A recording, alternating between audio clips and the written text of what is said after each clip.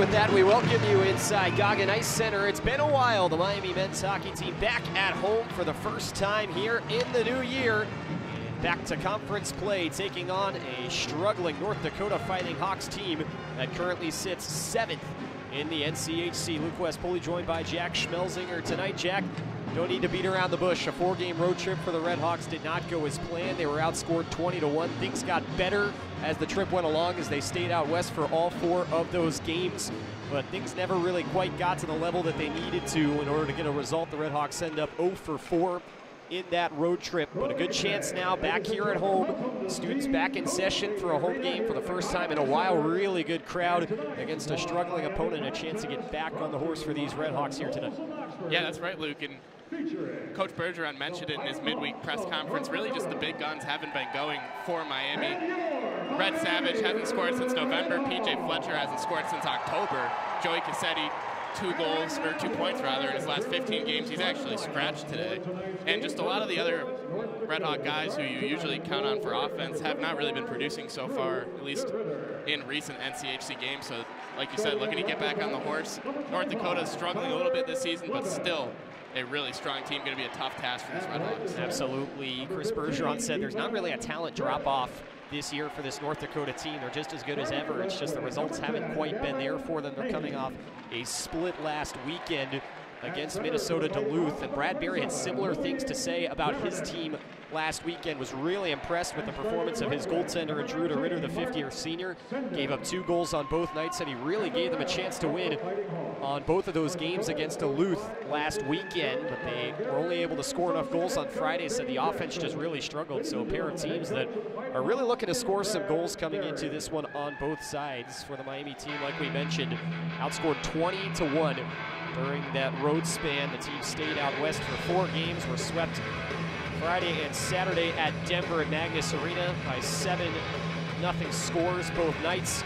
Like we said, things got better in the games against Omaha, but they were only able to muster 1 goal. They were shut out on Saturday night and came away 0 for 4 on that road trip. Interesting lineup. You alluded to the scratch for the RedHawks to Joe Cassetti. Additionally, Thomas Daskis is going to be out for the RedHawks. He scored that only goal they had on the road trip, and a guy that really looked to be coming along, but he will not be in the lineup for the RedHawks this evening. The starting lineup for Miami, it's the big guns. On the left side, Matthew Barbolini. On the right, PJ Fletcher, centered by Red Savage. This is the 3 top offensive talents on this team, and they will start for the RedHawks this evening at forwards. And the defensemen for Miami, Zane Dempsey and Hampus Ryquist. And back into the Miami net, Ludvig Persson, junior out of Hinda, Sweden, making his 23rd start of the season. Did not start the last game for the RedHawks in favor of Logan Neaton, who played pretty well in that final game against Omaha, but it will once again be Ludvig Persson in the Miami net tonight. For North Dakota, it will be Gavin Hain, Louis Jamernick, and Mark Senden, a veteran top line with 2 5th-years on the wings and a junior down the center. The defensive pairing, Tyler Clevin and Ethan Frisch, the alternate captain, another pair of upperclassmen in a group of North Dakota Fighting Hawks that Chris Bergeron really referenced earlier this week as being full of vets and really knowing how to play at the college level. Drew Ritter going to make another start. The Fenton, Michigan native and former Michigan State Spartan will be in the North Dakota net tonight. 5'11", 5th-year senior, making his 17th start, 5-5-2 on the year, 2.95 goals against average, 888 save percentage, and a pair of shutouts. Send it over to public address for the national anthem. Miami and North Dakota set to go next on Red Hawk Radio. Stay tuned. The officials are assigned for this evening's game by the National Collegiate Hockey Conference. Our referees tonight are Tom Stearns and Sterling Egan. The linesmen are Troy Merritt and Logan Belgrad. Now, ladies and gentlemen, would you please rise, remove your caps, and join the Miami Hockey Band in the playing of our national anthem.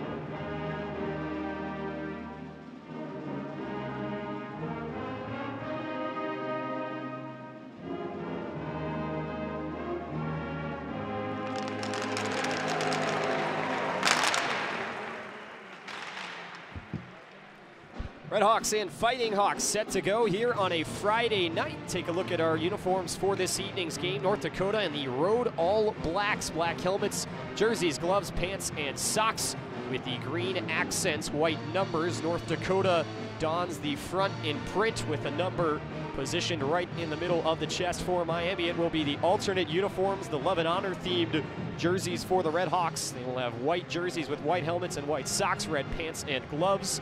Red numbers and names on the back, and along the front will be the pinstripes with the words Love and Honor printed in gray, and the script Miami dons the chest. RedHawks will move left to right here in this opening period as we flip sides from our normal positioning in favor of tonight's national television broadcast on CBS Sports Network. Brings us to our late start here at 7:35 p.m. Miami and North Dakota. The RedHawks' lone nationally televised game this evening. Officials tonight, the referees Tom Stearns and Sterling Egan. Working the lines, Troy Merritt and Logan Belgraf.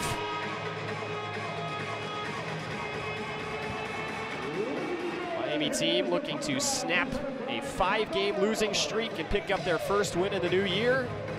For North Dakota, they've dropped 3 of their last 4. Pick up their first wins away from Ralph Engelstad Arena here in 2023. Red Savage on the face-off for the RedHawks against Louis Jamernick. Face-off is tied up and won back by North Dakota. Underway here from Goggin Ice Center. Immediately dumped into the far side of the Miami end. Savage taken down by Jamernick, and that's going to bring a penalty right off the rip. Jamernick can't believe it, but he got his stick right into the hands of Red Savage and just hauled him down. And an easy call down there for the official in Sterling Egan, who will now make the announcement. Hook will be the call, and the RedHawks right away to the power play. And this North Dakota penalty kill, 83%, so they're first in the NCHC, tied for 16th in the NCAA. No easy task here for these RedHawks. It's a struggling Miami power play as North Dakota wins the face-off on the left side of their own end and will rip it all the way down. Stuck behind the Miami net by Ludwig Pearson. Up the far wing come the RedHawks. Matthew Barbolini across center, now skates across the zone as he enters. Finds Savage on the near side. Couldn't drop it off to a streaking John Waldron. It's taken away and pulled back into the Miami end by Axel Kumlin. Kumlin up ahead for PJ Fletcher. Skates into the zone. Right wing, he finds Savage right on the blue line, who fires it in around. Backhanded into the near corner by Ethan Frisch, where it's picked up and fired by Clevin. Glove down at the Miami line, though, by Kumlin, who tried to fire that one in. It will be blocked, though, by Clevin, who sent it back the length of the ice. Judd Caulfield wins the race and is able to force that one back behind Axel Kumlin to the far corner. Poked along by John Waldron up ahead. This is PJ Fletcher skating through center. Fletcher crossing the line, sauces it to the near side. Red Savage backhands it all the way around in a shift that has lasted over a minute for this RedHawk top line. Waldron gets pinned on the far side of the wall there by Gavin Hain, who will take it away and just chip this one softly down into the Miami end. Both teams go with full changes as it's retrieved behind the Miami net by Hampus Reichwitz. Up the far side, 18:37 to go. The RedHawks will chip it in. 43 seconds remain on this man advantage. Ryan Savage lays a pin behind the net. Puck pops free for Max Dukovac in the near corner. Tried to backhand it up to the point, but it was intercepted by the captain for North Dakota, Mark Sendin, who will skate this one up the left wing and out. Pushed off the puck by Helene, but able to get it into the Miami end, where it's picked up by Hampus Reichwitz. Reichwitz up the far side. On the half wall, it was shoved back behind the Miami net by Caragiallo, who was hit by a pair of Fighting Hawks. Dukovac now comes up the right wing with speed. Dukovac enters, sends one over the net as Dukovac made his way through into the slot area, but wasn't able to put that one on target. Might have been tipped as well. Puck comes to the near corner, taken back away by the RedHawks. Top of the point shot by Reichwitz is stopped by DeRitter. Now it's sent back in front, a tipped shot that found the stick of Ryan Savage. Went wide of the net right as North Dakota has killed the penalty. They return to 5-on-5. William Helene working behind the net for the RedHawks with some space. He moves near corner, finds Clement off the bench. Clement D-to-D walking in top of the circle. Feenstra fires wide. Rings around to the near side. Clement skating into the corner, throws one on net that was hit off the skate of Luke Bass for North Dakota and behind the net, where it is picked up by Tyler Clevin, who will backhand shovel this one down. A pair of players giving chase. Jack Clement is taken down, but his sliding body is able to beat out The pursuing North Dakota player there for the icing, that was Louis Jammernick. Not a great power play there from the RedHawks. Kind of see why they only scored 1 goal in their last 4 games. Max Dukovac had a really nice chance from the slot, but he fired it over the net. Hampus Rydquist got the 1 shot on goal in that power play, and it was kind of from the outside above the circles. Not a hugely dangerous chance. RedHawks just going to have to get going on offense eventually. It's easier said than done, but they're going to have to eventually. Face off to the right of DeRitter. 17:23 to go in the opening period. No score between Miami and North Dakota. Draw is won by the Fighting Hawks, picking that one up in the far corner. It's shoveled out by Luke Bass, and it's picked up for Miami by Jack Clement. He goes D to D to Feenstra, tried to send a right wing feed up that got under the stick of Messenberg. North Dakota works it far side, but a pass was too far out in front of Jammernick, and it's retrieved by Clement for the RedHawks. Back to the near side, Messenberg works it across the ice to Archer Turansky, who skates his way in. Puck knocked off his stick, but he's able to kick it far corner of the North Dakota end. Rings around to the far side, where Jandrick able to clear this one out to center. Constantini makes his way in now, trying to dangle through traffic. He had that puck whacked off his stick. Now it's picked back up for the RedHawks, sending that one forward. Dylan Moulton couldn't find a streaking Red Savage who was looking for a stretch. 16:36 to go, opening period, no score. On the right wing, it's sent ahead, intended for McLaughlin in the Miami end. He is tripped up, and this is going to bring a penalty. Jackson Blake gave the pass, and the guilty party for the RedHawks looks to be Red Savage. A couple of pretty easy ones to start this one off for the official. Savage just gets his feet, or his stick rather, in the feet of Jammernick, and that will send the RedHawks to the penalty kill. Yeah, Luke, and Miami 5th worst in the NCAA for taking penalties in this North Dakota power play. Just not one you want to mess around with. 30.7% on the power play. That is honestly kind of ridiculous. First in the NCHC, second in the NCAA. So going to be a tall task for these RedHawks. Face-off is tied up at the dot. Rydquist sent a man tumbling to the ice, and eventually the puck makes its way to the far corner. Helene couldn't clear as it was taken away by Jake Schmaltz, who's back into the lineup for North Dakota. He will work it behind the net where it's pinned by Hampus Rydquist. To your point, Jack, Chris Bergeron said, you never really get a break in this league. Every power play is good. As up top here, Jandrick heads it far side. Walking in, Gaber sends a shot intentionally wide that finds Blake on the near side. Top of the circle, Jackson Blake backhands one that hits off the shoulder of Helene on the way up to the point. Still finds Jandrick. He works it down the far wall to Gaber. Back behind the net for Jake Schmaltz. Back up to Gaber. He'll retrieve and send it left point for Chris Jandrick. Jandrick walks the line and able to get a cross-ice pass to the near side. Jackson Blake scores. Quick puck movement there at the point as Jandrick was able to find Reese Gaber, who went top of the circle to top of the circle. And Jackson Blake, the freshman phenom, who now has 26 points, or 27 points I should say now, in 25 games played, has opened the scoring. You referenced it. Power play that's clicking at a 31% mark on the season. It's 1-0 North Dakota here with 15:42 to go. Jackson Blake, the goal scorer. Assists go to Reese Gaber and Chris Jandrick on the power play. And Miami quickly finds themselves in a 1-0 hole after the faceoff. It comes back down to the RedHawks end where they'll rip it all the way down the ice. Just short of icing though. Clearing attempt failed by North Dakota. It was picked up by Blake Messenberg, who sent that one to the far side. Now up to the near point. Kumlin tried to send a shot in that was blocked in front. Puck careens to the near corner. Messenberg is jammed up there in a puck battle with Ethan Frisch right in front of the Zamboni doors. A couple more players join for each team. Now the battle makes its way up the wall, but the puck is still not free. Approaching the five-minute mark, I should say, of this first period as whistles blow with 15:05 remaining. Puck just got jammed up. Official was done yelling at the players to move it around. And they will stop this one with the face-off, I believe, staying in the zone here, and indeed it will with 15:05 to go. Shots even at 1 apiece, North Dakota leading 1-0. Luke, this North Dakota team is not the type of team that you want to go down against. They're just so experienced. They have 10 NHL draft picks in their lineup, and every single other player is not an NHL draft pick except for Luke Bass, the third pairing right defenseman, is a junior, a senior, or a graduate. So these guys, Chris Bergeron really mentioned it in his midweek press conference. These guys really know how to play. They play the game right. They're extremely experienced. It's going to be tough for Miami to get that equalizer here.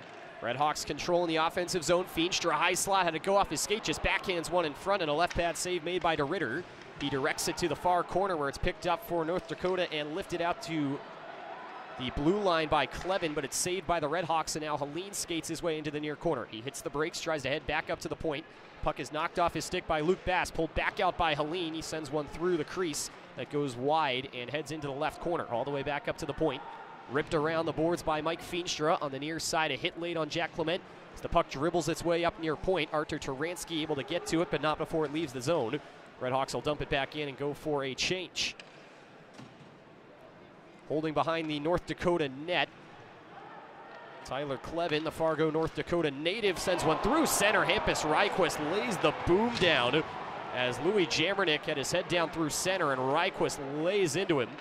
North Dakota able to get it back, though, regrouping in their own end. They'll send a cross-ice pass that got past Jamernick, retrieved by Ryquist, who now finds Savage. Savage skates back towards his own end, goes far side for Dempsey, tried to force one into Dukovac, but it got knocked away from him and dribbles into the North Dakota end. Chris Jandrick skating around his own net up to the far side. Now makes his way up through center. Puck was knocked up in the air by John Waldron, but still able to be retrieved and sent into the Miami end by Schmaltz. On the near half wall, Sendin controlling for North Dakota. Tried to send one through his legs in front. Pass is picked up by Barbolini, and the RedHawks will go the other way, 3-on-3. Good defensive play, though, to poke that one away in transition. And North Dakota will regroup back. Ryan Sidorsky making the play. One of a pair of transfers on that second defensive pairing that Chris Bergeron referenced really bolstered this back line for North Dakota during the offseason. Fighting Hawks were controlling in their own end, but a pass was behind the intended target in Jackson Blake at the blue line. It's picked up for the RedHawks by Dylan Moulton, who fired it back in. North Dakota going to turn it over at their own blue line, but the RedHawks were offside there. Matthew Barbolini never left the zone. And so with 12:56 to go, we have reached our first timeout. North Dakota opens the scoring in this one as Jackson Blake gets his 26th point in as many games this season. And he makes it 1-0 North Dakota on the power play on their first shot. We return to Cady Arena next. This is Miami Hockey on Red Hawk Radio.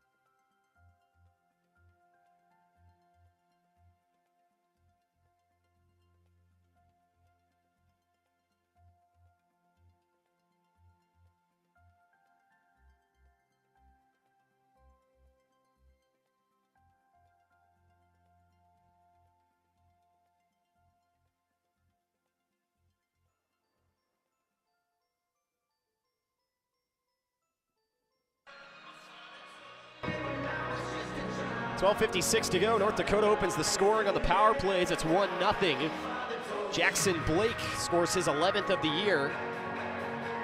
Can't take penalties. We already mentioned that against this North Dakota power play, but they're also just one of the highest percentage shooting teams in the country, sitting just over 11%, and they score on their first shot of the game.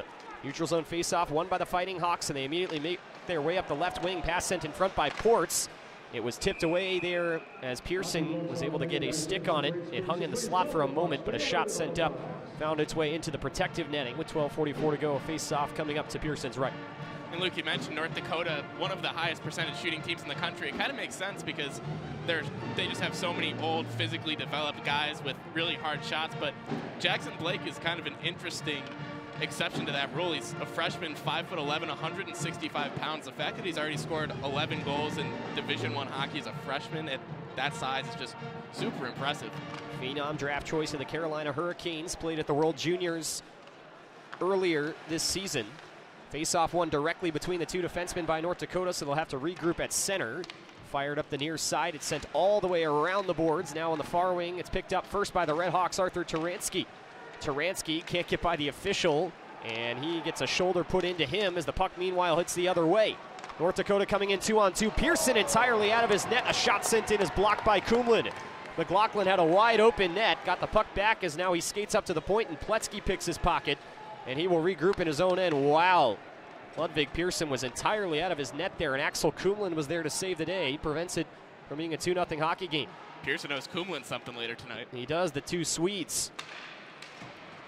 In the North Dakota end, the RedHawks weren't able to generate anything. It's taken back away by the Fighting Hawks. Puck dumped near side. In the corner, picked up for the RedHawks by Dempsey. Finds Dukovac on the far wing, able to poke it around the pursuing Sidorsky. Dukovac giving chase as the puck goes all the way down the ice. Schmaltz gets there first and goes D-to-D for North Dakota up the near side. Jandrick up the wing. Now it's center ice. A backhand cross-ice pass is picked off the stick of Gaber. Ryan Savage made his way in, had the puck taken off his stick by Jandrick. A logjam ensues in the far corner. Picked up, though, for the RedHawks and now sent in front. Barbolini tried to jam one in, but it was blocked by the skate of Sidorsky, who was right next to him. And now Gaber sends it far side. Blake enters the Miami end, standing right along the blue line, tried to backhand one into the slot, but it's picked off by P.J. Fletcher for the RedHawks. He gives up for Waldron, 2-on-1 the other way. Barbolini sends one in, save made by DeRitter. Barbolini faked out the defender there in Frisch.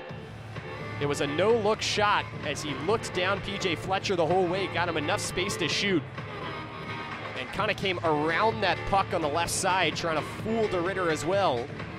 But the veteran goaltender makes the biggest stop of the night so far. And it remains a 1-0 game with 11:03 to go. Yeah, and you think maybe Barbolini would have been better served actually looking at the net, because he kind of shot that one right into the chest of DeRitter, but like you said, a big save from the Michigan State transfer, who had such a good career in Michigan State. Just crazy what North Dakota did on the transfer portal this offseason. Already mentioned their defensive pairing that they brought in. As the face-off is won by the RedHawks. Mike Feenstra has it, sent a pass to the near wing that Red Savage couldn't hold on to. Barbolini, meanwhile, on the far side, has his pass intercepted up at the point by Sendin, and he will give it behind him for Jamernick, who skates this one out of the zone and lofts this one in the air into the Miami net. Mike Feenstra gets tied up in a headlock there and taken down by Hain. The official's arm is up, and it will be touched up by Clevin. Hain could have gone in for a clean hit there, but his hands wrapped entirely around the head there of Mike Feenstra.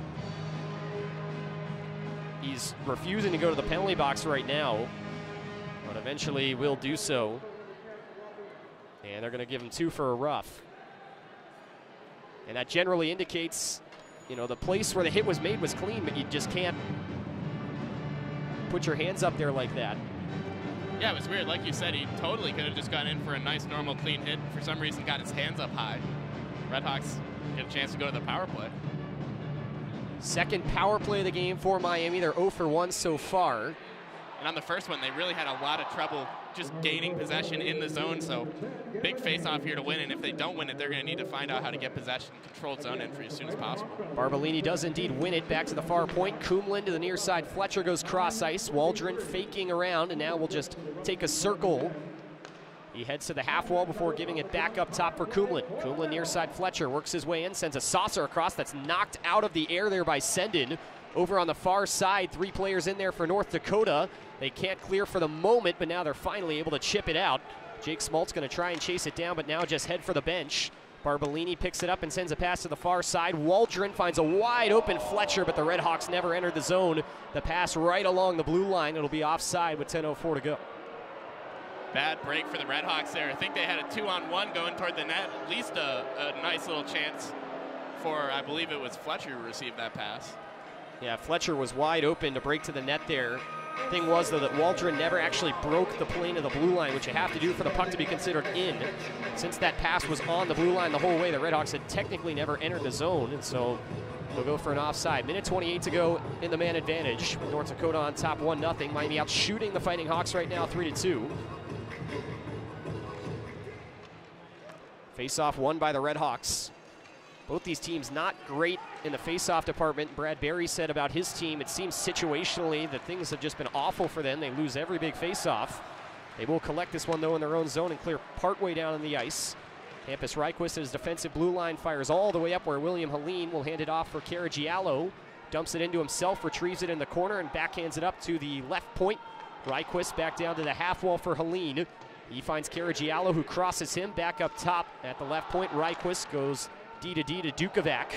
Tried to send one down low. Helene's pass back to him was tipped. Puck now loose behind the net, getting to it first. Judd Caulfield is hit, but cannot clear, and the RedHawks will pull it out. Ryquist up top. Looks like he's going to shoot. Instead, he sends it to the far circle. Caragiallo works his way in, passes it down low, sent in front by Taransky. His pass was blocked by a sliding Chris Jandrick. North Dakota still can't clear, though, as Caulfield's attempt is blocked by Taransky. 30 seconds remaining in the man advantage. Pass intended up to the point, got away from Dukovac as Caulfield got a stick on it, comes back out to center. Hampus Ryquist makes a nice move to get around Jamernick there, but up the far wing, he is just going to be pinned against the wall by Sidorsky. North Dakota will take it and rip this one all the way down the ice. 8:48 to go in the period, 11 seconds left on the second man advantage for the RedHawks in a 1-0 hockey game led by North Dakota. Feenstra to the near side for Jack Clement. He'll backhand it right as he gets to the blue line to Ryan Savage. Savage tried to give it back to him. And we're going to get an offside call here as Savage delayed that one at the blue line. And Jack Clement made his way back in and touched the puck. That'll bring us to another timeout here with 8:36 to go. RedHawks not able to convert on the power play, and it remains a 1-0 hockey game here from Cady Arena. Back next, this is Miami Hockey on Red Hawk Radio.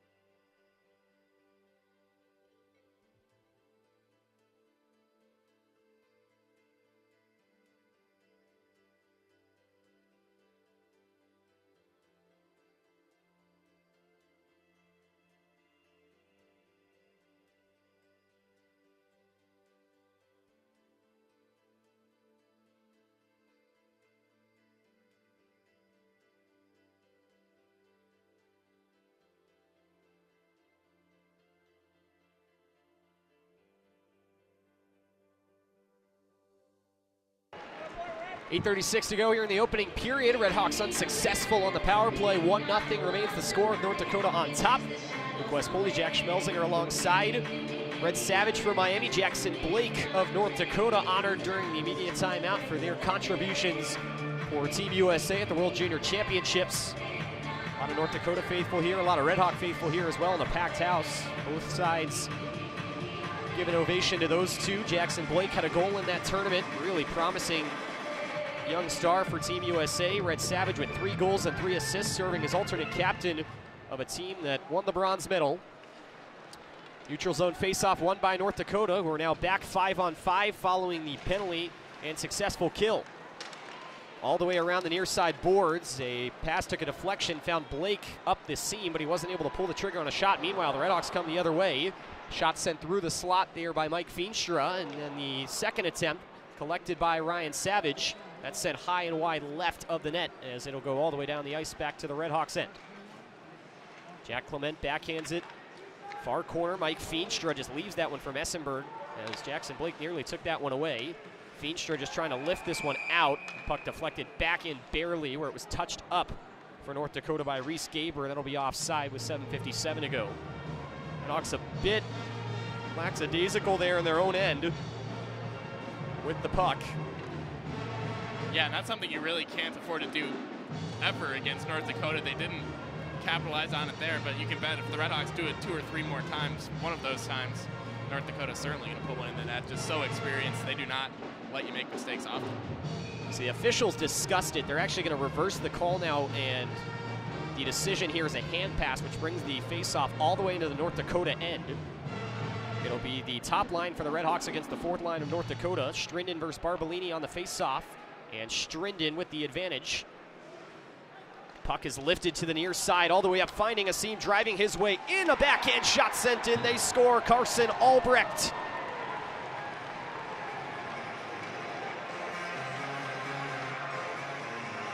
Somehow he was just able to get around the corner there as Albrecht got an innocent enough looking puck that was fluttering up the near side and was able to just outspeed Dylan Moulton.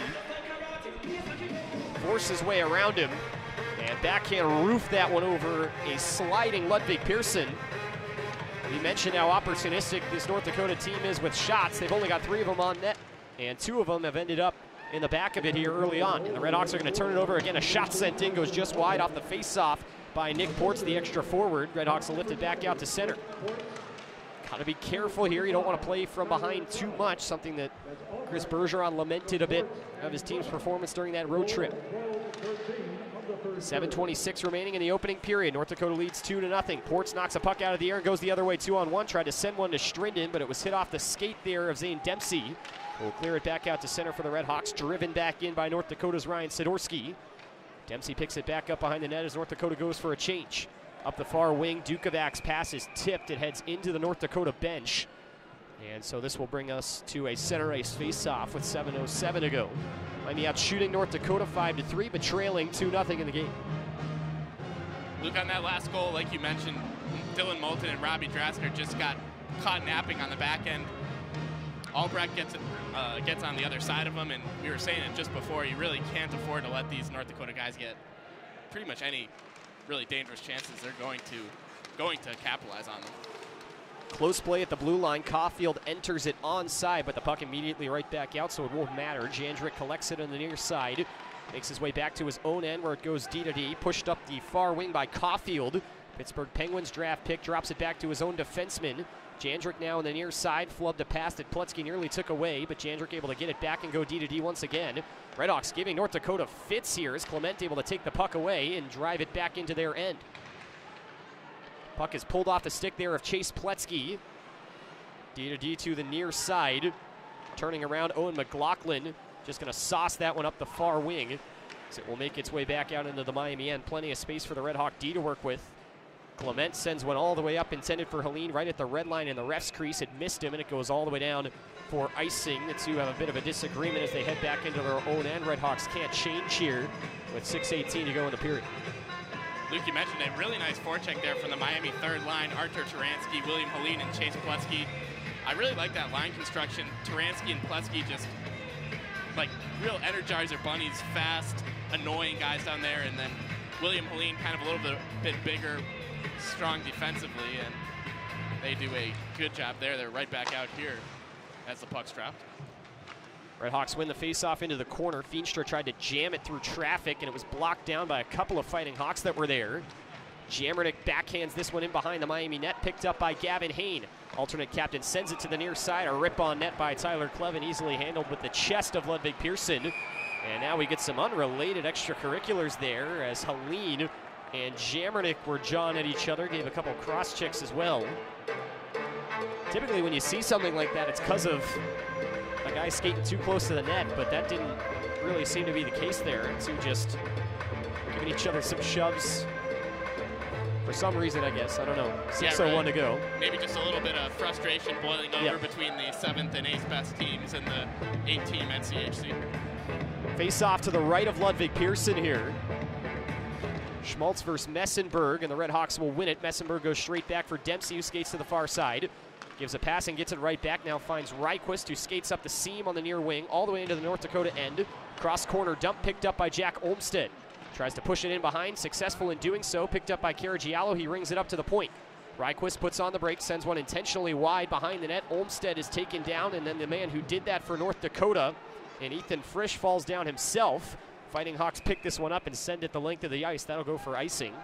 Odd sequence there behind the North Dakota net. Two players got tied up. It wasn't anything illegal necessarily, but Olmstead was the one who fell first, and then he kind of took Frisch with him, albeit a bit indirectly.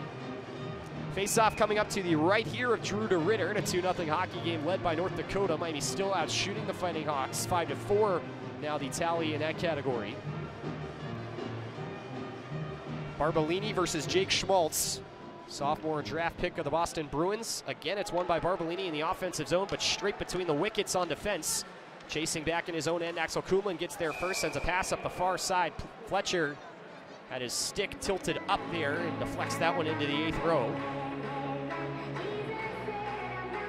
Really good crowd here at Cady Arena tonight. Yes, there is. There's a lot of green like we expected. This is an unbelievable North Dakota fan base that will travel anywhere and everywhere. And it can't be easy to get anywhere or everywhere. No. And even when they're not even playing, those who are familiar with the Frozen Four know they will chant at the Frozen Four even when North Dakota's not in it. There are that many fans present. That's awesome. 5:25 to go here in the period. Face off to the left of Ludwig Pearson. It's won by North Dakota in the offensive zone. Heading down the wall, Sidorsky on the pinch had it taken off his stick. In the corner, Barbolini got taken down and was not able to clear. Puck is pulled off the stick cleanly there by Red Savage, who will send it through to the center ice dot, picked up by Fletcher. And he will just jam this one into the North Dakota end.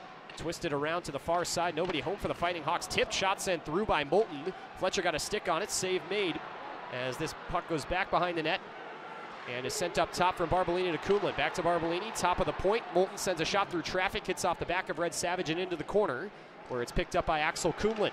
Kumlin tried to backhand one in front, playing a little 2-on-1 with a pair of Fighting Hawk defenders. He won't win that battle.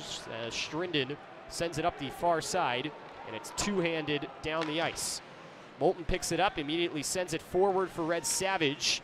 He's able to pull that one away nicely from McLaughlin there and just sends it to the near side.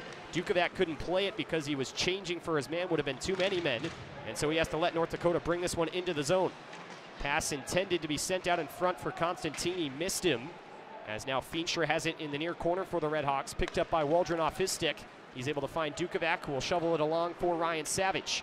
Savage will dump it in. Jandrick chasing it down. Sandwiched between a pair of RedHawks, but the North Dakota puck support there. McLaughlin, though, can't clear. Taken off his stick by Waldron, sent one in front. Savage did not have a good angle to shoot at and just missed the puck. Shot sent through traffic there by Feenstra. Never really had a chance. It's deflected to the near half wall, sent all the way down the ice, just short of icing. Feenstra able to lay the body into Caulfield to prevent him from getting to that puck first. Clement tries to force it up the wall, but the first man it finds is a North Dakota player there in Jamernick, who will send it back in. Fluttered up to the point by Feenstra. Clevin couldn't keep it in for North Dakota. Has it back now at center and will skate it in himself. Clevin sends a shot as he made his way back in wide right of the net. Saved at the far point by Fritsch from exiting the zone, but now the RedHawks will take it away. Taransky was slowed down for a moment, able to get it to Helene, though, who will dump it into the North Dakota zone. On the far side, pair of players for each team going at it. 3:08 to go in the opening period. 2-0 North Dakota. Shots now even at 5. Dempsey with a lot of space center point sends one through right into the chest there of Drew DeRitter. And with 3:02 to go, a shot there that looked a little promising from Zane Dempsey. Not enough traffic, though, from the RedHawks. And they will remain down 2-0 heading into this timeout. North Dakota able to double their lead as Carson Albrecht would score the breakaway goal as he was able to get past Dylan Moulton up the near side, and he makes it 2-0 North Dakota with 3:02 to go here in the opening period. More Miami hockey from Red Hawk Radio on the way next.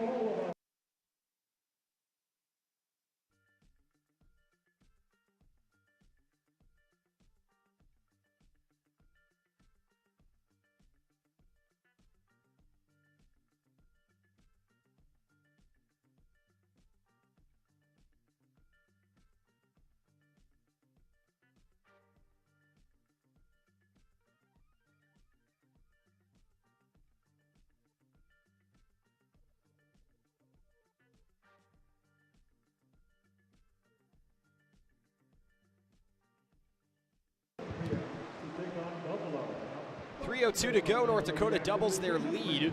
It's a 2-0 score now into the home stretch of the first period. Luke West, Poley, Jack Schmelzinger alongside on Red Hawk Radio, and what is a packed weekend for Red Hawk Radio events will be on the air for all three of the triple header tomorrow, starting with women's basketball. This coverage will begin with Andrew Relvis on the pregame, and that one at 12:30 for a 1 o'clock start as the Miami women take on Central Michigan. Then at 3:30, the Miami men will host Amani Bates and the Eastern Michigan Eagles in a highly anticipated matchup. And the nightcap here in a special 7 o'clock Saturday start. RedHawks will do battle for the second straight night with North Dakota. All coverage coming tomorrow on Red Hawk Radio. Stay tuned for that. Luke, really excited, especially to watch Emily Bates tomorrow, the former Sports Illustrated cover athlete. I mean, it's not every day someone like that shows up in Oxford. I can't wait. Very exciting indeed. Now playing in the MAC. Face-off one in the defensive end by North Dakota. They'll clear this one all the way down the ice. Just short of icing, though. Picked up by the RedHawks, Zane Dempsey. He will put this one off the glass down to center. Barbolini couldn't glove it down, and it's taken away by Reese Gaber. Drives his way in, just sent one towards the net. That missed it wide. Might have been a pass attempt there for Jake Schmelz that missed him. RedHawks, meanwhile, able to collect it and send it out to the center logo, where Hampus Ryquist will backhand this one around the boards. Stopped behind the net by DeRitter for North Dakota. Fighting Hawks able to get out of their own end. Blake sends a cross-ice pass right on the center red line, where Sidorski will grab it and send it around to the near wing Miami zone. Red Savage goes back behind his net. Kumlin goes corner to corner to the far side. Moulton's pass intended for Barbolini was tipped away from him. It'll go all the way down the ice, but not icing after a North Dakota touch. Approaching the final 2 minutes here of the first period. North Dakota leading Miami by a 2-0 score. RedHawks out shooting North Dakota by a 7-4 mark now. But RedHawks 0 for 2 on the power play. A pass sent away from everybody all the way down the ice, but it won't be icing as Nick Ports arrives there first. Puck jammed up behind the Miami goal line. Finally makes its way to the far wing as it bounces over a couple of sticks, one for each team. Finally sent to the middle. Caragiallo, though, can't corral it, able to get it out to center, but it's picked up by Moore, who will take it in, sends one through the slot that missed everybody. Meanwhile, it's driven back in by Ben Strinden from the far wing, and that's easily handled by Ludwig Pearson here with 92 seconds remaining on the clock in the opening period. It's too bad, Luke, if you're a Miami fan, because it really feels like the RedHawks have played a pretty good game so far. They're leading in shots on goal, but they're looking like they're probably going to go in to the intermission down at least 2. Just a frustrating way to start the game in a frustrating year for these RedHawks. Yeah, it's kind of been the theme lately. We mentioned it's getting better. This first period, I think, was better than most things they've had in the road trip. As in the near corner, Waldron took a man down and may have gotten away with one. The RedHawks will make their way up the ice. Dukovac on the far wing, chips it around his man and heads into the corner. Arrives at the puck first, sent it around too far out in front of Ryan Savage, but he's able to get it anyway and send it up to the point to Clement. His shot blocked, but right to Waldron on the near half wall, who jams it back up to Clement right point. Right next to him, Waldron will receive the pass. He gets hit hard there, but able to get that one in. Clevin, the Ottawa Senators draft pick, gets it. Waldron able to pick it back from him, though, and send it behind the North Dakota net. Again, the Fighting Hawks just struggling to clear this one, but the RedHawks still not generating a whole lot towards the middle of the ice. Behind the net, Ryan Savage in the corner, able to get partially around McLaughlin and hand that one off to Dukovac, who's right there with him. Dukovac, meanwhile, is pinned by Clevin, able to send that one behind the net, where Ryan Savage tried to give it to Waldron, but that passing attempt was blocked. Now Jack Clement pinching in to help out. Archer Taransky, fresh off the bench, will drop back defensively for him. Pulled out of the corner by Waldron, but it just deflected off his skate as he mishandled it. It'll come back out to center. RedHawks with numbers, though, re-entering the zone. Waldron dancing through the middle, finds Pletzky, who put one in front. Net popped up for a moment, jammed just wide right of the net. As Jack Clement found himself positioned right in the slot, North Dakota will almost hit the rafters with the clearing attempt. 7 seconds to go. It goes all the way down the ice. Dempsey picks it up. He's going to take this one behind the Miami net, and he's just going to run the period out here as the clock hits 0.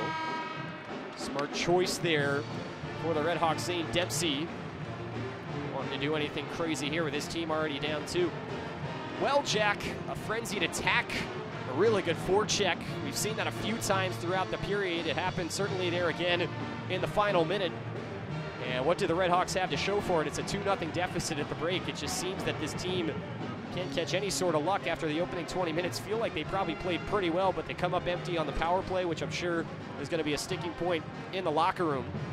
And this is going to be a tough deficit to surmount against the North Dakota team at 2-0 with just 40 minutes to play. Yeah, absolutely, Luke. And you said 40 minutes left to play, but it almost kind of feels like this game's over. I mean, Miami, they've scored 1 goal in their last 4 games, so obviously this game is not over. They just had a really good chance there at the end of the first period, and they already got 9 shots on goal. You figure that they have a good chance to score at least a couple, maybe even a few, if they keep peppering Drew DeRitter like they really kind of have been so far. Just got to come out of the locker room really skating hard and trying to make a push toward that offensive end. RedHawks out shooting North Dakota 9-5 after the opening period, due in part to the power play, but also due in part to some pretty solid play from the RedHawks in the first. Take a look at some of these stats from the first 20 minutes. North Dakota 1 for 1 on the power play. Jackson Blake opened the scoring with the man advantage tally, as he scored his 11th of the season. RedHawks 0 for 2 with the man advantage. North Dakota actually led in that first period narrowly in faceoffs 11-10.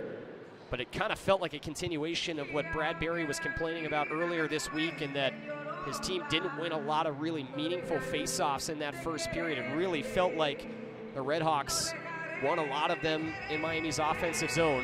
Brad Berry said earlier this week that his team never wins defensive zone face-offs, so I think this may have been a bit of a continuation. I'm sure he's going to be frustrated with that, but overall they do come away with a narrow edge, likely due to a lot of wins in the neutral zone.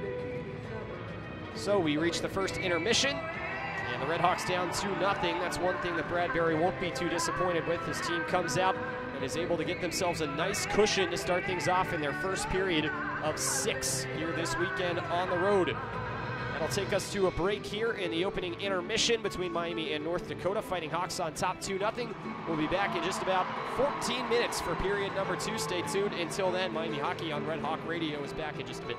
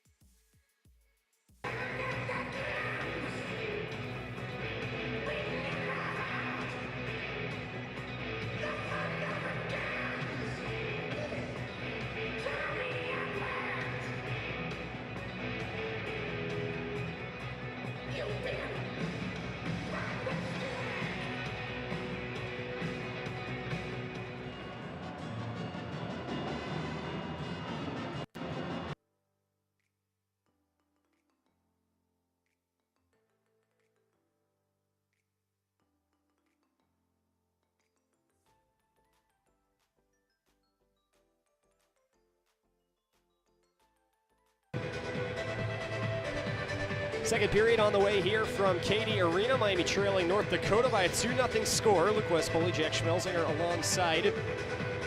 Appreciate you joining us here on this Friday. First game of 4 here on Red Hawk Radio this weekend. Once again, triple header tomorrow. Women's basketball against Central Michigan at 1. Men against Eastern Michigan at 3:30, and the nightcap here at Goggin Ice Center at 7:05 with the Red Hawks and the Fighting Hawks meeting once again. Red Hawks set to take the ice here momentarily. Overall, I feel like they played a pretty good 20 minutes in that first, but just didn't get the result they wanted to, and I guess that's maybe an understatement with them down 2-0.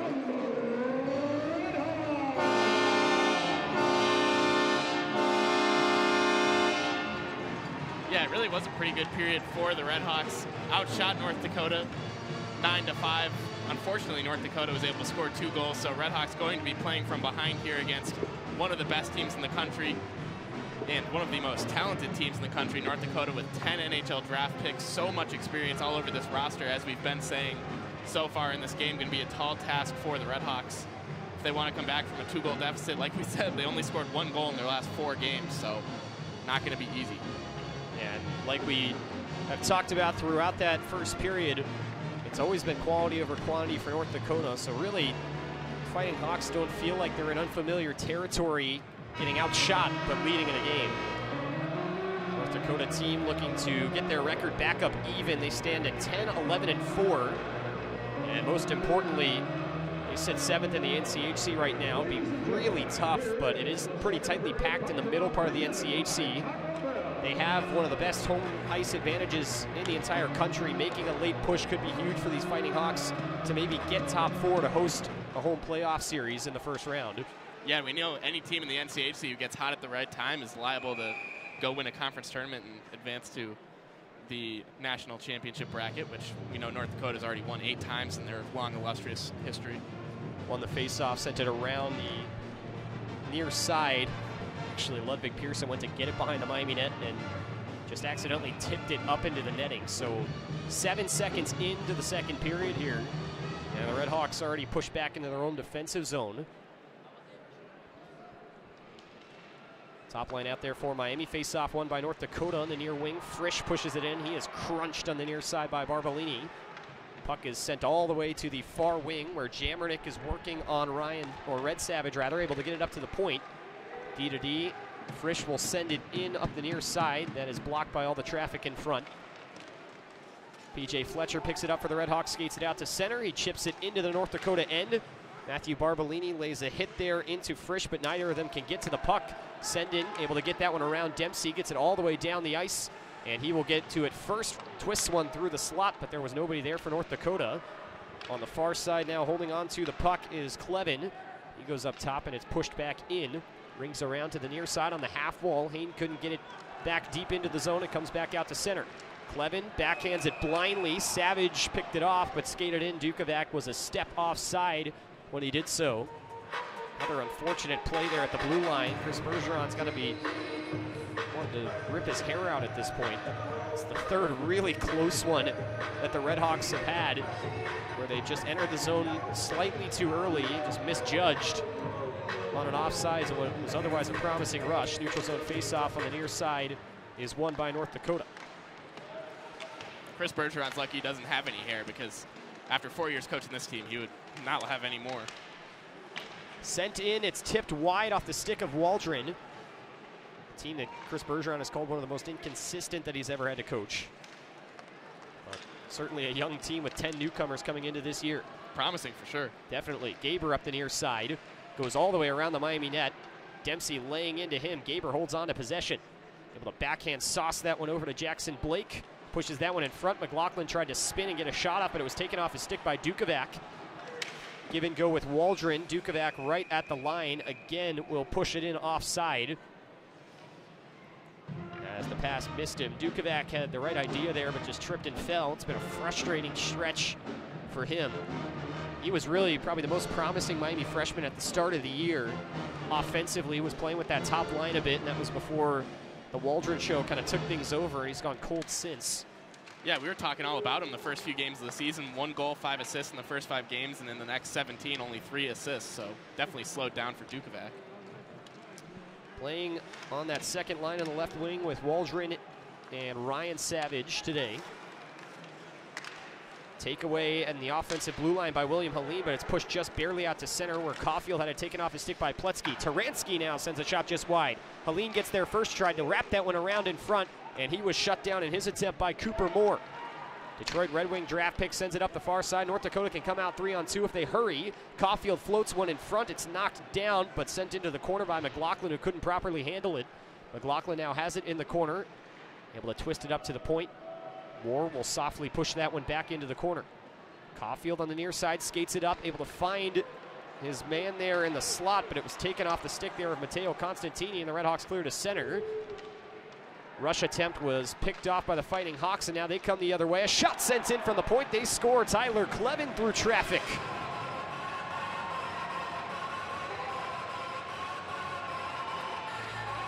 That was an odd-looking shot. I'm not sure how Ludwig Pearson was beaten on that. Clevin had a good amount of room.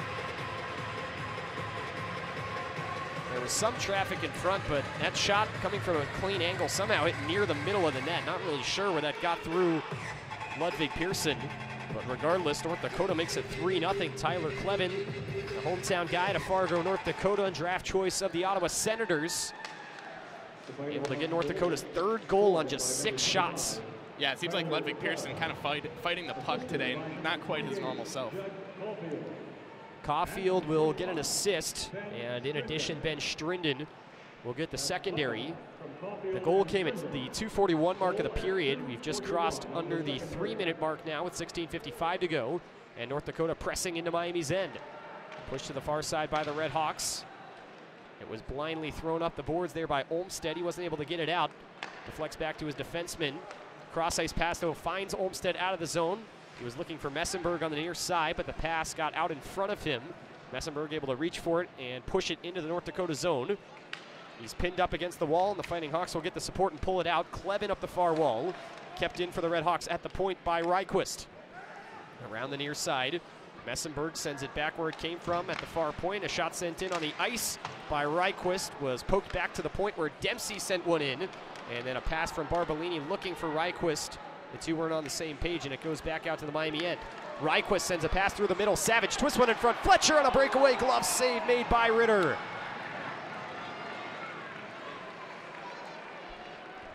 What a play there from the Redhawks. It developed at their own defensive blue line.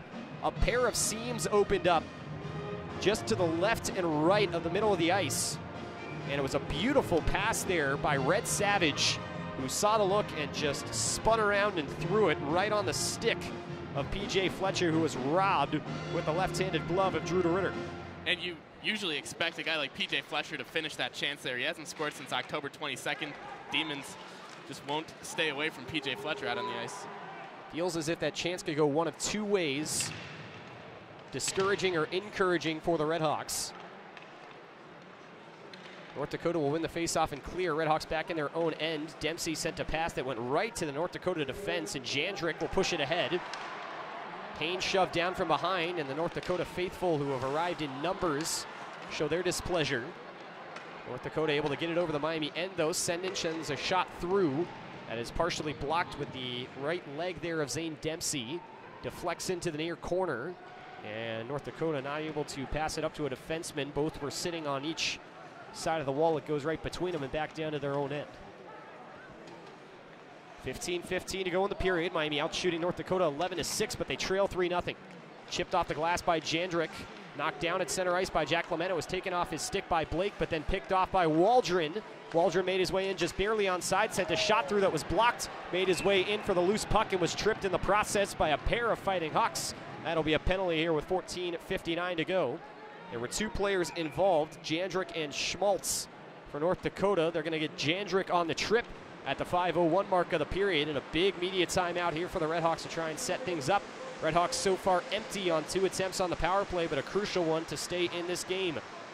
North Dakota makes it 3-0 on the goal by Tyler Clevin, And the RedHawks with a chance to cut into that on the power play when we come back. Miami Hockey on Red Hawk Radio returns next.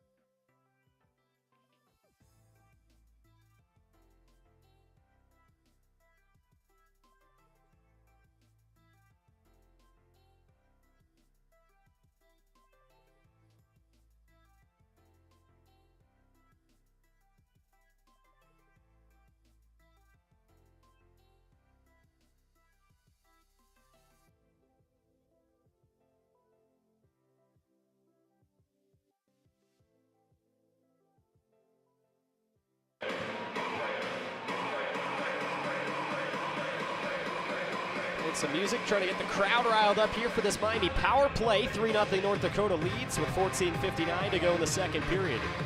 Poley, Schmelzinger alongside. And it's a new look here for the RedHawks as they have moved PJ Fletcher up to the point. And they're going to take Dylan Moulton out, and John Waldron will replace the vacant left wing spot for the start of this power play. RedHawks 0 for 2 on the man advantage thus far tonight. Face-off left side of the Miami zone, one up to Fletcher, makes his way in, and a shot is blocked there by a crouching Mark Senden.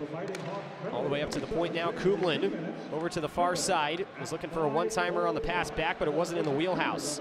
Kumlin now tees up a shot and sends to the far side. Fletcher sends one through the crease on the one-timer. Picked up by Waldron in the corner, sent through traffic there by Kumlin, gloved down in front of the face there by DeRitter. And he will hold on. 22 seconds gone by, the man advantage, 14:36 to go here in the middle period. This RedHawk power play converting at 18% on the season. That's 35th in the country. Dead last in the NCHC in North Dakota on the penalty kill. Really impressive, 83.1%, and that's first in the NCHC. So on paper, pretty easy to see how you'd expect this one to go.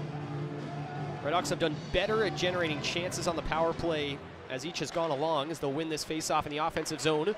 Waldron sends a cross-point pass to Fletcher, who will skate into the corner. Hands it off to Barbolini, who just jams one in front. Red Savage tried to give it there as well. Backhanded by Waldron. Shot sent in high, blocker there by Barbolini. And it's saved by the shoulder of DeRitter. Really good creativity there on a pair of plays by John Waldron. First, he was able to fake out the North Dakota box, and thinking that he was going to pass it to Axel Kumlin on the near point, instead went to the far side, opened up a bunch of space for PJ Fletcher, and then faked everybody out skating across the ice and dropped it off behind him for Barbolini, who had a good lane to the net. Yeah, Waldron's been really impressive in his freshman season. He was 11 points in 7 games before this most recent 4-game cold streak the RedHawks have all been on, but Waldron, before the last 4 games, he was really looking like a star in the making in Oxford, and he's still looked really good. He just hasn't necessarily been producing much. No one has. North Dakota finally able to win a defensive zone face-off. They'll pull it out and send it all the way down. A piece that Tim Carey did earlier this week, said that playing junior hockey and it really helped develop him. He really feels like he fits in nicely as a scorer. And once he was able to find his stride and realized that offense was his role, he's been able to do really well for himself in his freshman campaign. This time he sends one up to the point, though, for Barbolini, and it missed him all the way down, skipped over his stick. A 2-on-1 opened up, and Senden sends it to the far side where it's blockered down by Pearson. 4 RedHawks there. None of them can get the puck. Instead, it's pulled out by Clevin, who will clear. And Waldron, he played a really huge role in that Miami's best win of the year, 5-0 over, I believe they were number 4 at the time, St. Cloud State. That had a great series in that one. Yeah, that was one of his best series. I believe he had 5 points. Yeah, and drew like 3 or 4 penalties. Yep, which the RedHawks scored on all of them. North Dakota picks it up in their own end after the RedHawks entry. They'll clear. 17 seconds remaining on the man advantage, which was productive early on, but has slowed down since. Entering the zone right wing, Dukovac sent to pass to the near side. Caragiallo on the far wall gives it back for Dukovac in behind. He was pinned there by Sidorsky, racing in support there for North Dakota. Moore sent it around. Saved at the point by Ryquist. His pass intended down low for Ryan Savage got tipped. Sidorsky arriving to the puck first on the near half wall. Pushed by Savage into the wall. He kicks it back behind his net for Moore, who will just sauce this one down. Came after the expiration of the power play, though, so it's going to be icing here with 12:44 to go.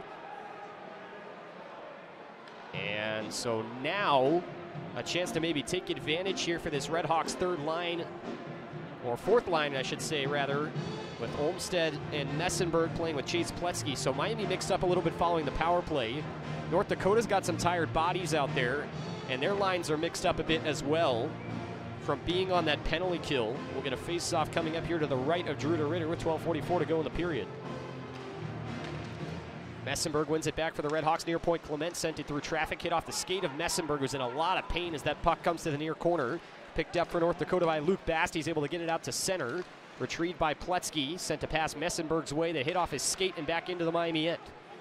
Feenstra sends a pass up the near wall. Messenberg got it and tried to send it ahead for Olmstead, but it was blocked down, and now North Dakota comes the other way. Gaber up the right wing, twists one in front, and there was nobody in the slot for North Dakota. Comes all the way up to the point. Jandrick lost it, pulled off his stick by Pletzky, and he is hauled down from behind. That's going to be a penalty. And we'll see, it's just going to be a hook. Red Hawk fans wanted a penalty shot. Probably wasn't one, as it was developing into 2-on-2, 2-on-1 type situation. But regardless, Miami back to the power play. Is Chris Jandrick the guilty party? But I think any North Dakota fan might say that's a good penalty. They really avoided disaster with that one. Yeah, they really did. Chase Pletzky using his best asset to draw the penalty there, his wheels, and I think he probably would have been kind of one-on-one with the goalie there. He has a really good shot too, so like you said, definitely probably a good penalty there from Jandrick. Tough break for the RedHawks, but they get a chance to capitalize here on their fourth power play of the game. Faceoff was tied up right on the dot and not able to clear. A saucer sent out on the backhand was blocked down from send-in at the point by Fletcher. Now on the near wall, Waldron heavily hit there by Clevin. Able to get it up to the point though to Kumlin. Fletcher puts one in front. Nobody knows where the puck is. It made its way to the far corner. Ryan Savage gives it back up to the point. Fletcher walks down the wall, hits the brakes, touches it in behind. It bounced off the end boards up to Waldron on the near soft wall. Tried to throw one in front, and there was nobody there for him. It's cleared down by North Dakota with 40 seconds gone by in the man advantage. 3-0 game led by the Fighting Hawks. Miami out shooting North Dakota heavily, but it does not matter one bit. 15-7 the mark right now. Waldron enters the zone. He's got the puck in the near half wall. Sidorski able to pin him, but Waldron able to escape. Sends a pass to the far side that Fletcher couldn't corral. A jam for it in the corner. Fletcher able to pull it out, though, and push it up for Kumlin at the point. Kumlin walks into the space, fakes the shot, and instead gives down to the far hash marks for Fletcher. He goes down low. Barbolini will switch places with him and now give back for Red Savage. Savage with a saucer pass, and that's just on a bad angle to Kumlin. It's going to come out of the zone here with 38 seconds to go. Some displeasure from the Miami fans and just an uncharacteristic play there from Red Savage. And he will turn the puck over again as he tries to stretch it up the ice, picked off by James. James finds Gaber, who makes his way in. Gaber with a bad angle shot, a save made by Pearson, who didn't know where the puck was. Picked up by Dukovac on the rebound, who will send his way across his own blue line. Now through center, Dukovac has the puck tipped off his stick, able to mow down Gaber in the process to prevent what would likely have been a breakaway. Gaber will just force it forward where it's picked up in the Miami defensive end by Hampus Ryquist. Ryquist skates it up the right wing with 3 seconds remaining on the power play. Picked back up by North Dakota. They will send it all the way down the ice. Successful penalty kill for the fourth time now for the Fighting Hawks. As we approach the midway mark of the period, stretch pass up ahead, bounced over the stick of Helene as it goes all the way to the end boards. Helene retrieves it himself, trying to twist that puck in front, able to get back to it. Sends a shot from the left circle wide and high of the net on the right side. Picked up by North Dakota on the far half wall. They'll loft one up to center. Ryquist didn't know where it was initially, but was able to recollect that puck. He turns it over, though, at center ice, and North Dakota will dump it in. 9:39 to go in the period. 3-0 game. North Dakota leading. RedHawks again can't get through center. As Strinden able to take that one away and force it back into the Miami end. RedHawks break out. Messenberg up the right wing. Just two-hands it into the North Dakota end. Up to the top of the point. Ryquist sends a shot through. Pletzky was pursuing, looking for a tip out front, but he just couldn't quite sniff one out. And that'll be another simple save for Drew DeRitter. Hasn't been easy for him, though. He's made 16 saves and has been perfect in keeping North Dakota out in front. They lead 3-0 here with 9:22 to go in the period as we will step aside here from Goggin Ice Center. RedHawks looking to muster a comeback when we return on Red Hawk Radio.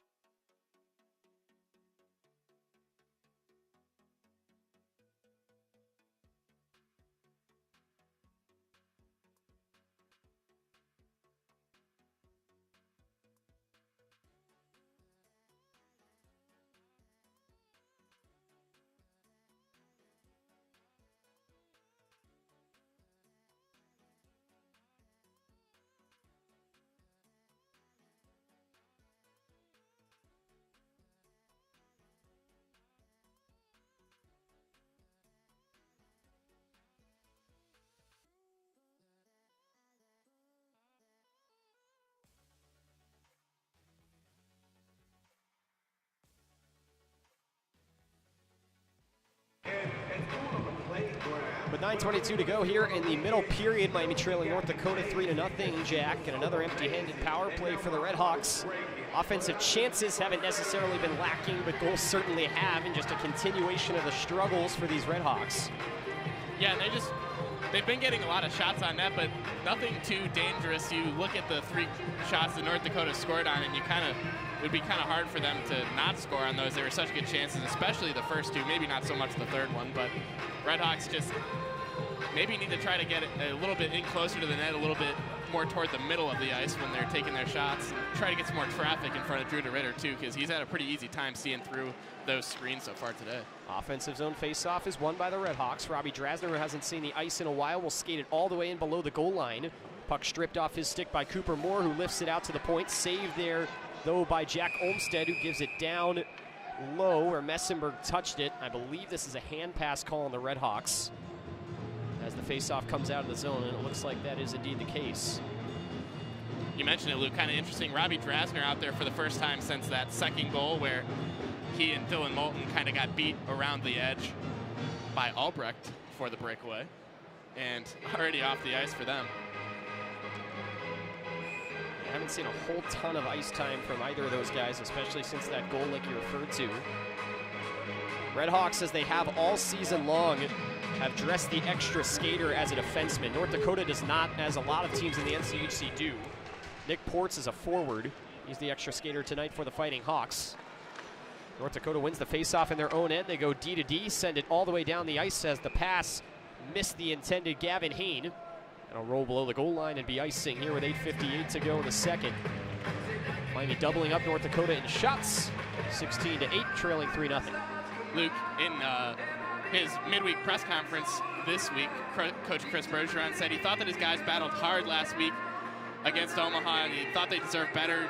And he said 90% of them left it all out there. It's tough to look at those faces, so kind of feeling the same way here in Oxford. RedHawks seem to be playing really hard, getting a lot of shots on net, but nothing to show for it so far except for a 3-0 deficit. Yeah, the question is response for his team. Will it be there or not? North Dakota will control in their own end, sending it up the near side. Barbolini tipped a pass down. It was able to find Hain, though. He tried to send it through the middle for Jamernick, who was streaking. But that puck taken away by the RedHawks defense. Jammed up on the far side. Picked up by the Fighting Hawks. Jandrick over to the far side. In the cross corner dump, it's picked up. Jamernick for Jandrick, who crosses him and now heads behind the net with the puck. Sauces one up to the point. Clevin into the slot for Hain, who was wide open initially but just couldn't handle a bouncing puck. Feenstra able to close him off and force that shot to go wide. Now the puck behind the net. It's taken off the stick of Jack Clement, trying to jam that one in. Sendin got a puck to pop up in the air, but Ludwig Pearson was there the whole time. Now the puck pulled off the wall. Sendin, center point, sends a shot in that was tipped off the stick of Matthew Barbolini, and that will go up into the protective netting with an even 8 minutes remaining on the clock. Fighting Hawks 3, RedHawks 0.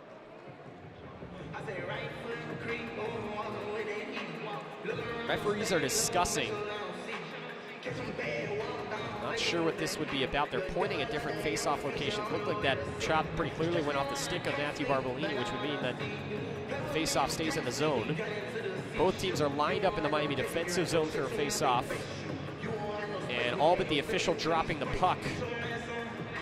The officials, I mean, it's a national TV game. They love a little bit of extra camera time, of course. And they're about to make an announcement to the public address, so we're going to get a review here, it looks like. Interesting. The mic cut off, so we don't know what they're reviewing. But they're going to review something here. So, rather odd. Both officials are going to go over, as it stands, 8 minutes to go, defensive zone face-off for the RedHawks, but maybe not. We'll have to check on it. Imagine that this is going to be a review for a 5-minute major.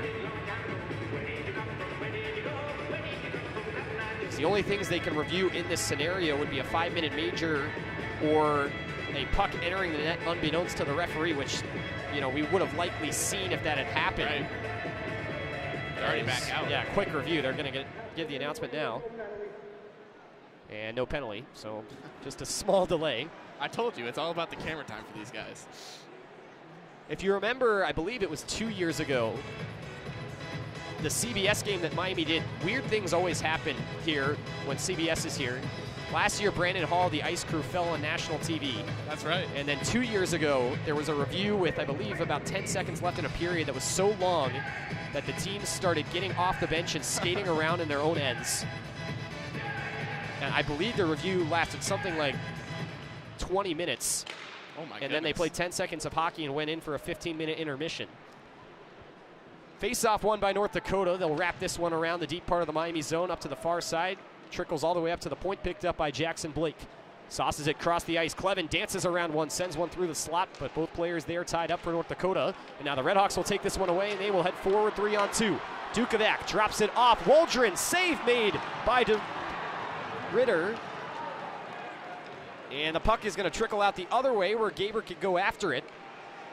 Looked like a second chance there for the RedHawks, but it never developed as a pass sent through the slot by Gaber was tipped partially on net, but Pearson made the save. Fluttering puck now sent North Dakota's way. It's retrieved next to their net by Moore. Sent up the far side. It's tipped ahead. Ben Strinden sent that one through a vacant slot. Picked up on the near half wing by Albrecht. Had it peeled off his stick by Waldron. Waldron presses on the brake pedal as he backhands that one forward for Taransky. Dumps it into the North Dakota zone. Fighting Hawks have 3 guys there, and they will now head up the far side of the ice.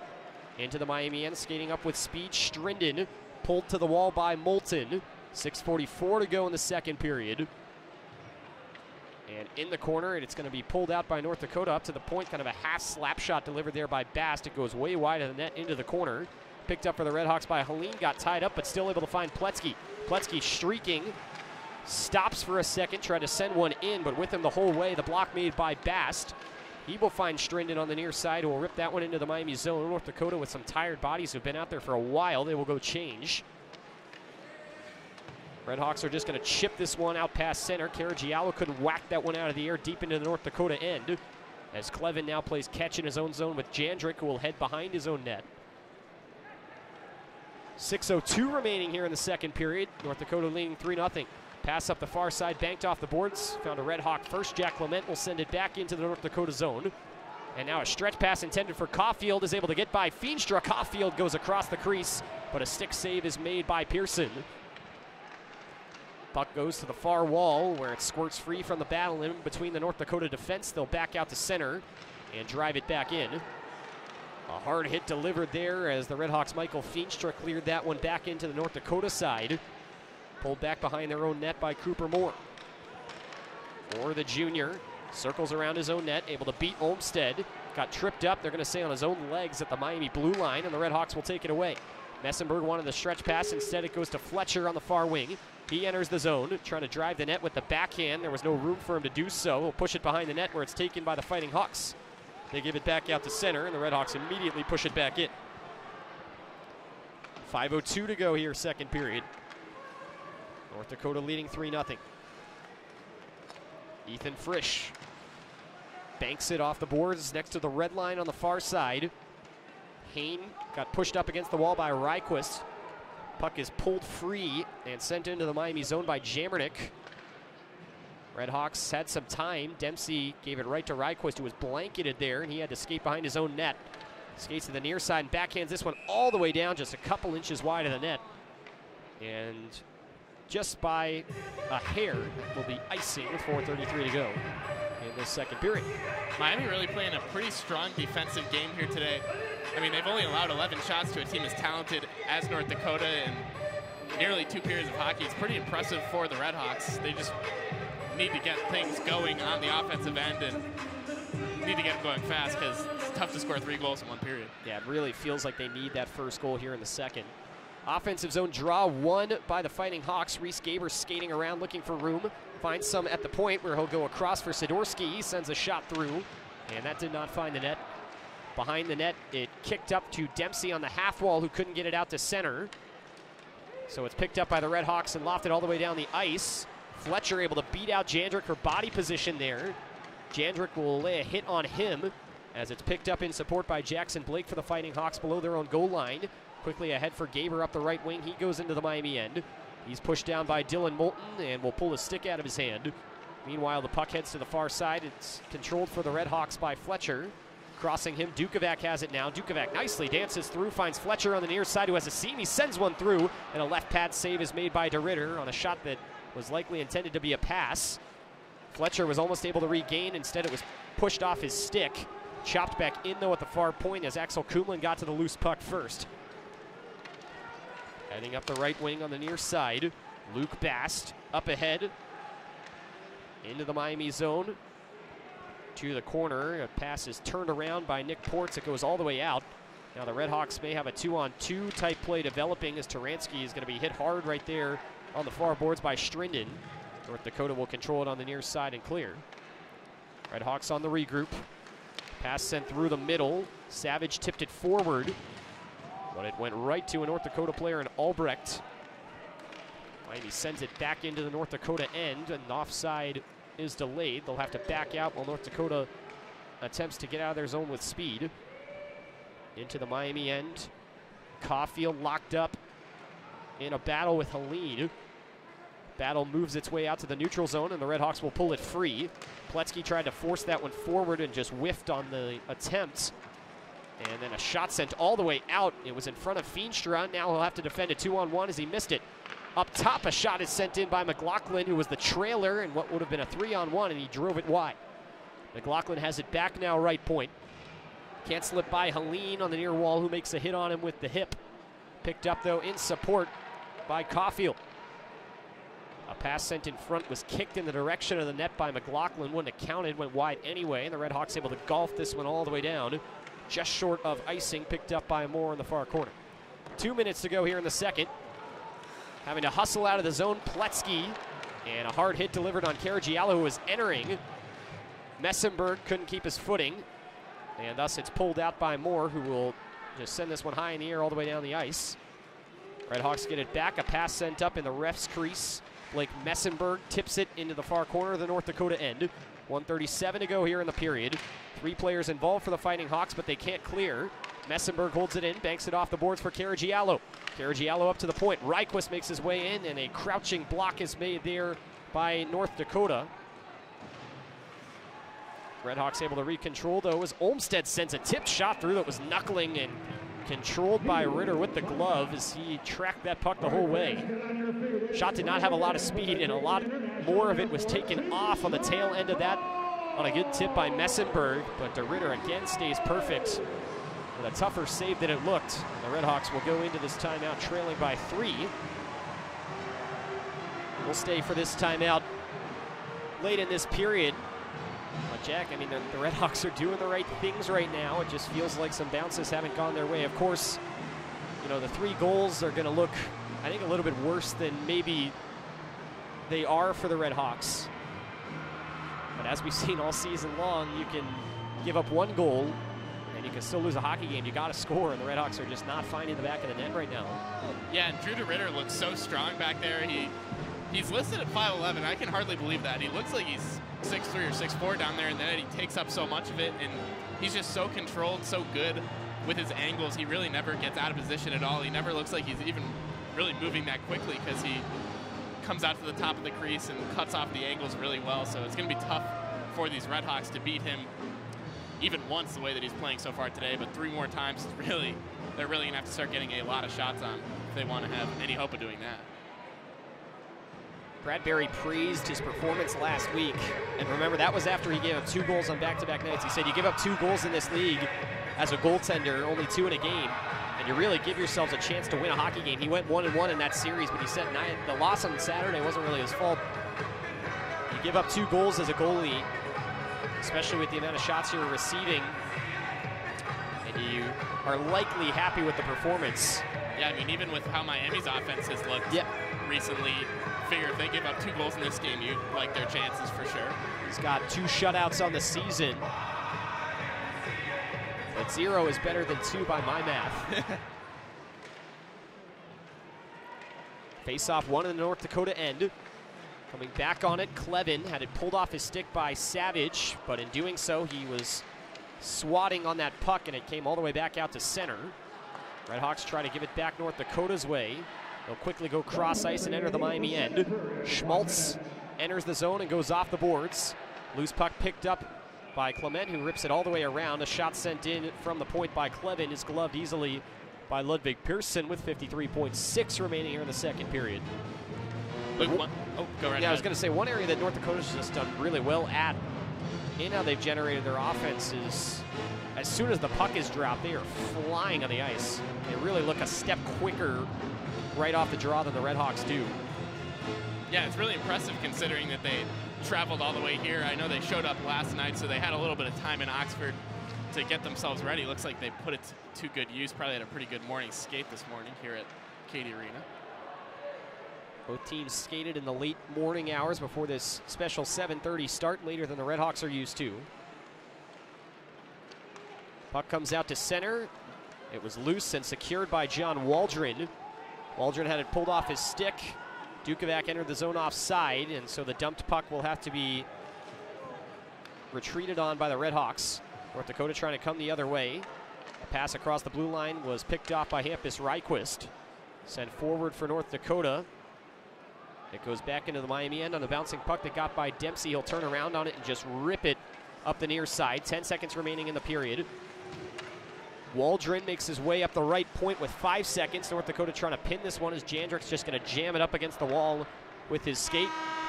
And that is how the period will conclude. RedHawks out shooting North Dakota 3-0 as RedHawks took exception to Chris Jandrick jamming that puck up against the wall. They really did not like it. John Waldron right in the middle of it. Referees having some explanations to some North Dakota players. I can tell you from experience, officials do not like that play very much when there's not much time left on the clock and a guy tries to jam the puck against the boards, because the defending team feels that they have ground rules to kill the person who's trying to pin the puck, which you obviously can't do. But regardless, time does wind down here on this second period.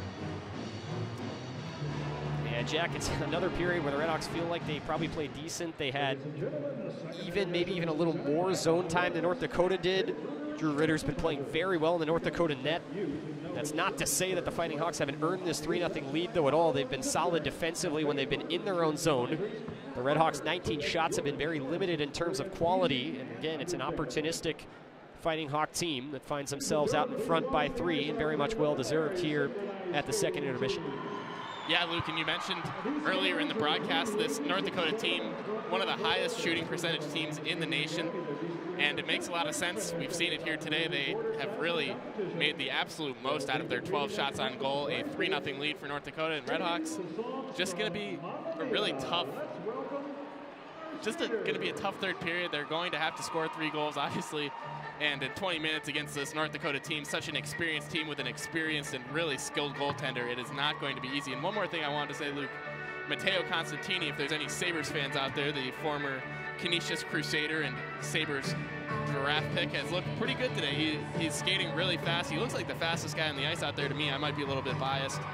So maybe a little bit of a glimpse of the future for me as a Sabres fan. Any other Sabres fans out there? Big Buffalo guy. He will remain home if all things go well to play for the Buffalo Sabres. A lot of ties to both Buffalo and here, ECHL affiliate in Cincinnati, AHL affiliate near where he's from in Rochester. Didn't stay home to play for his home team, Golden Griffins, but a bit of an upgrade, you could say, playing for one of the best college hockey teams in the country. Yeah, awesome. Absolutely. North Dakota leading 3-0 at the break over Miami, as we are in our second intermission. And we will step aside here from Cady Arena. Comeback necessary for the RedHawks. They're going to need some goals that they haven't gotten from their stars over the past few games. Looking to do that in front of a sizable home crowd. We'll see if they can. 20 more minutes to play. After 40, 3-0 North Dakota leads. Miami Hockey on Red Hawk Radio returns.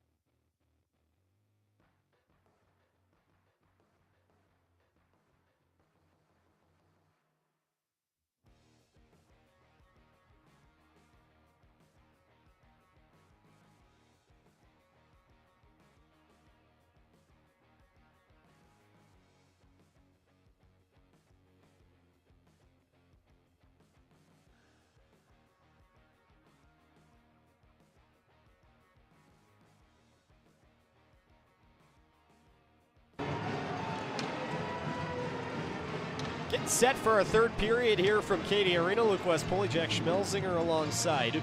Miami trailing the North Dakota Fighting Hawks by a 3-0 score after 2 periods of play.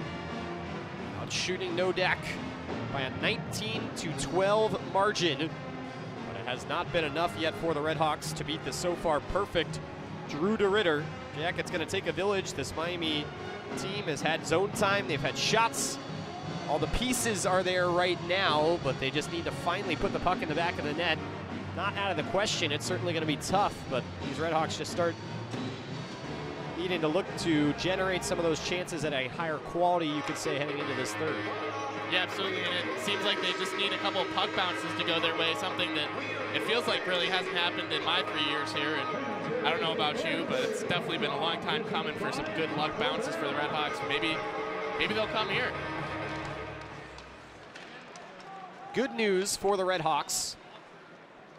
Since 2018, Miami has only won 1 game against North Dakota here, as the Fighting Hawks win the faceoff and send it into the Miami end. And in that game, they overcame a 3-0 deficit. Fletcher turns it over in front of his own net. James sent the shot in, a pad save made by Pearson. Almost made you eat your words. They wanted to make it 4 right there. Almost. Over to the far side. Got twisted down low for Schmaltz, who sent one up to an unsuspecting Ethan Frisch at the point, who has to pull that one out of the zone and regroup in his own end. 36 seconds gone by here in the third period in a 3-0 game led by North Dakota. Sendin crosses to the far side over the logo at center ice. Lost the puck en route to the far wall. It's picked up for the RedHawks by Fletcher and moved back out, where it is then immediately sent into the stands, intending to go into the Miami zone. We'll get a neutral zone face-off. That puck ended up in President Greg Crawford's suite. Yeah, that was... had a lot of altitude. Yeah, I've never seen one go up there. That is far. One that wasn't intended to. Yeah, right. Anyway. Yeah. Neutral zone face-off on the Miami defensive side of the red line is won by the RedHawks. Ryquist skates it up to the center ice stripe and will clear it into the North Dakota end. Retrieved by the Fighting Hawks. They'll send one up to the point. Ryquist sent it towards the slot, but Gaber deflected it away with the skate. At the left point, pushed back in deep by Dempsey. Logjam behind the net is won by North Dakota. It'll be pushed up the near side, heading out of the zone. Jackson Blake through center. Chips it into the near corner Miami zone. Ryquist backhands it over to Waldron, up ahead for Dukovac. Past the center ice line, he will give it over to Ryan Savage. Chips it off the boards and heads on in. Behind the net, Cooper Moore sends it up the far half wall. Put through the middle, where streaking Jamernick will get this one through center into the Miami end. Puck bounces in the air there on Jackson Blake, and he can't control it. RedHawks will go the other way. Taransky is hit hard and then upended by Ethan Frisch, who lays a nice defensive hit. Regrouping in their own zone. Puck was initially lost and then recovered by Caulfield. He'll find McLaughlin down low, puts it in front of the Miami net, and they score. Matteo Constantini, talked about him during the intermission, came streaking in and he was unmarked. The RedHawks did not account for the trailer there, as wrapping that one around the net. Owen McLaughlin able to find him. And one shot into this third period. North Dakota makes it 4-0. Yeah, just a major defensive breakdown there for the RedHawks. Like you said, Constantini, probably one of the easiest goals of his career, and Ludwig Pearson now has given up 4 goals on 14 shots, which really doesn't look good up on the scoreboard, but honestly, it doesn't feel like there's much he could have done more. Face-off is won and sent into the Miami zone. This will go for icing, but Pearson went out to go get it and touched it up. So we'll see where they put this face-off. But to your point, Jack, yeah, really 3 out of the 4 goals, not really anything Pearson can do on. They're going to move the face-off to center ice. It's been a point of emphasis all season long for officials to enforce icings really strictly if you're even an inch short of the red line. But that time Ludwig Pearson came out to play it and touch the puck as the whistle blew behind the net because he didn't think it was going to be icing.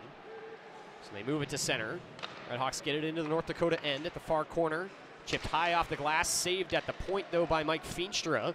He gives it right back though to the man who tried to clear it in Clevin, who will now regroup in his own end. Only one RedHawk in pursuit on the forecheck, that's Caragiallo. He will chase Clevin in behind his own net and will leave it on the far corner for Sidorsky. Sidorsky skating up the far side, sends one through the center of the ice, and it goes all the way down. It'll be icing. Albrecht looked to be about a step in front, but kind of on the wrong side there of the puck with Jack Clement, who was there for the RedHawks. So an offensive zone face-off here on the left wing for the RedHawks with 17:25 to go in regulation. North Dakota starting to even up shots a little bit. They were doubled up for the majority of this game. They were down at one point 16-8. Since then, have outshot the RedHawks 6-3 and have also scored a goal. Something the RedHawks cannot boast all night. Puck comes out of the zone, but it's taken away by Miami. Fletcher back in, tried to jam a pass through the slot that got tipped behind both players in Barbolini and Savage for the RedHawks. Taken the other way through center by Strinden, who will chip it into the Miami end. Ports goes to work for North Dakota down low, but loses the battle against 3 RedHawks. Picked out by Hampus Ryquist, who sauces one right to the center ice dot. Barbolini will kick it towards the North Dakota end. Savage evades the first defender there. Sent one towards the middle, and 2 black jerseys were waiting on it. Put back out to center ice. Dylan Moulton immediately will put it back in. Taken out for North Dakota by Chris Jandrick. Jammed puck up ahead, finds Sendin, who just chipped at it. That one went over top of the net. On the far wing, it's twisted in front there by Jamernick. Nobody for either team there. Moore, meanwhile, puts it in front. Did not find the target in Jamernick, and Pearson has seen enough. He's just going to pull that loose puck to himself and cover it up with 16:19 to go. Luke, the RedHawks' rough start to 2023 really continues here. So now in their last 14 going on 15 periods of hockey, they're getting outscored 24-1. So just been a really, really rough stretch for these RedHawks. You can't imagine it's much fun to be down there on that bench. They got to get it going sometime, though. It kind of feels like 1 or 2 good bounces and a couple goals will really get them rolling, because they've had a lot of good chances so far tonight, just can't bury. Absolutely, and that's been a theme. It's the offensive zone face-off won by North Dakota.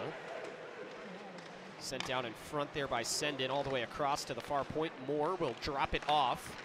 Skating into it, Jamernick sent one toward the slot area. There was traffic, and it was chipped out by the RedHawks. Pushed back in deep in the Miami zone. A couple North Dakota players there looking to go to work. Puck off the heel of the stick, went out in front towards Sendin, but he wasn't able to control, and the RedHawks will get it out of the zone. Dukovac kind of pulled down Sendin there, who was trying to lay a hit on him. Weird play as they got tied up, but nothing will come of it. Puck goes back into the Miami end. Mike Feenstra holding on to it as both teams change. He finds Waldron, able to dance through one, but not a second, taken away by Schmaltz. But on his stick, Waldron will whack it, and that sends the puck into the North Dakota end. Errant pass misses everybody. Clevin will ice it with 15:22 to go here in the third. But yeah, to your point from a minute ago, Jack, I mean, there were some games over the course of this losing streak. It currently stands at 5, but could be 6 at the end of the night, that the RedHawks really feel like could have gone differently. There, of course, certainly were some that didn't, i.e. both games at Magnus Arena in Denver that they lost 7-0. But the type of efforts they gave in the Omaha series, you're kind of feeling a split there most of the time. Right. And the Saturday night game that started the streak against Niagara, really felt like they played better for 2 periods, but just dug themselves a hole early on and lost that one as well. Yeah, just a really frustrating stretch. Puck below the offensive goal line for the RedHawks. William Helene pushing back and forth. He's got 2 defenders all over him, Clevin and Bast. And Clevin will take it away from him. Pletzky was there in support for the RedHawks, but a bouncing puck able to find the stick of Jake Schmaltz, who goes out through center for Blake. He spins away from a first defender, but a hit laid on him as he loses the puck in the Miami end. McLaughlin on the near side. He is toppled to the ice by Helene, but able to get a pass over for Gaber, who drops it off. McLaughlin sends a shot through, blocked by Dempsey. Rebound attempt sent up from the point by Frisch, and a glove save by Pearson. Puck still alive in the corner. It's twisted in front by Gaber, goes between the legs of McLaughlin in front. On the near side, Janarick makes his way behind the net. He is pushed off target there by Messenberg. Tried to leave it for Gaber, but it was poked away by Dempsey for the RedHawks as the puck makes its way to the far side. Going between the legs off the turnover there. Not able to get the finish for North Dakota. Matteo Constantini was looking for his second as the RedHawks clear. Constantini may have gotten just a little too flashy there. It was a really good job by him to generate that turnover. But probably could have scored that if he didn't try to go for the highlight reel. Yeah, maybe just a little bit too fancy there from Constantini and Luke. I mean, this North Dakota team is just so deep. They're bottom 6 forward, 5 out of 6 NHL draft picks. It's just, on paper, it seems like it's hard for Miami to compete. They're doing a pretty good job here today, although the scoreboard certainly doesn't reflect that. Every single one of the players on this team played Tier 1 junior as well, except for their backup goaltender who was playing youth hockey in Sweden. Does not operate on the same system, if that tells you anything about the recruiting base this team gets. Puck on the far wing of the North Dakota end. It's shoveled back in by Cooper Moore. In the corner, a pass sent up to the point. Moore was away from it on the far side and had to pull it back out to center to get to it. Fires it right back in. Pearson will backhand it behind him. Constantini couldn't track it down. Jammed off the wall and out by Olmstead into the North Dakota end as the Fighting Hawks will regroup. 13:30 to go here in the third with North Dakota leading 4-0. Puck stuck in traffic along the far side on the blue line. Finally, it's sent into the Miami end, retrieved by Axel Kumlin. He goes off the glass right back to center, and it's jammed back in, back and forth and back and forth. Jandrick that time providing the dump. RedHawks pull it back out, and will finally get this one to North Dakota's side of things as Barbolini will tip that one into the corner on the far side of the Fighting Hawk end. Puck squirts up to the point. Feenstra just wrists one through, got tipped by Red Savage, goes wide left of the net. Savage tried to just lift that one in front, and it was knocked away for North Dakota. Picked up by Albrecht on the loose puck, sent a fluttering puck through the slot that the RedHawks could not knock down. And now a backhanded pass for Fletcher was not able to find Barbolini. Fletcher will get back to it though. He passes to Red Savage, who sends a bouncing puck into the North Dakota zone. Handled by Ritter as he moves it to the far corner. Pulled out of the pile there by Bast. He goes behind the net. Clevin is there. Wraps it around to the near wing. Loose puck is skated into by Jamernick. He'll go cross ice. Bast enters the Miami zone and has the puck stripped from his grasp by Feenstra. Now Red Savage up for Jack Clement on the near wing. Through center to Fletcher, who will just dump this one in and go for a change with 12:08 remaining. Going behind the net, Dukovac took it away from Ritter, but there were 3 defenders back for North Dakota. They turn it over again, though, as Dukovac has it once more behind the net.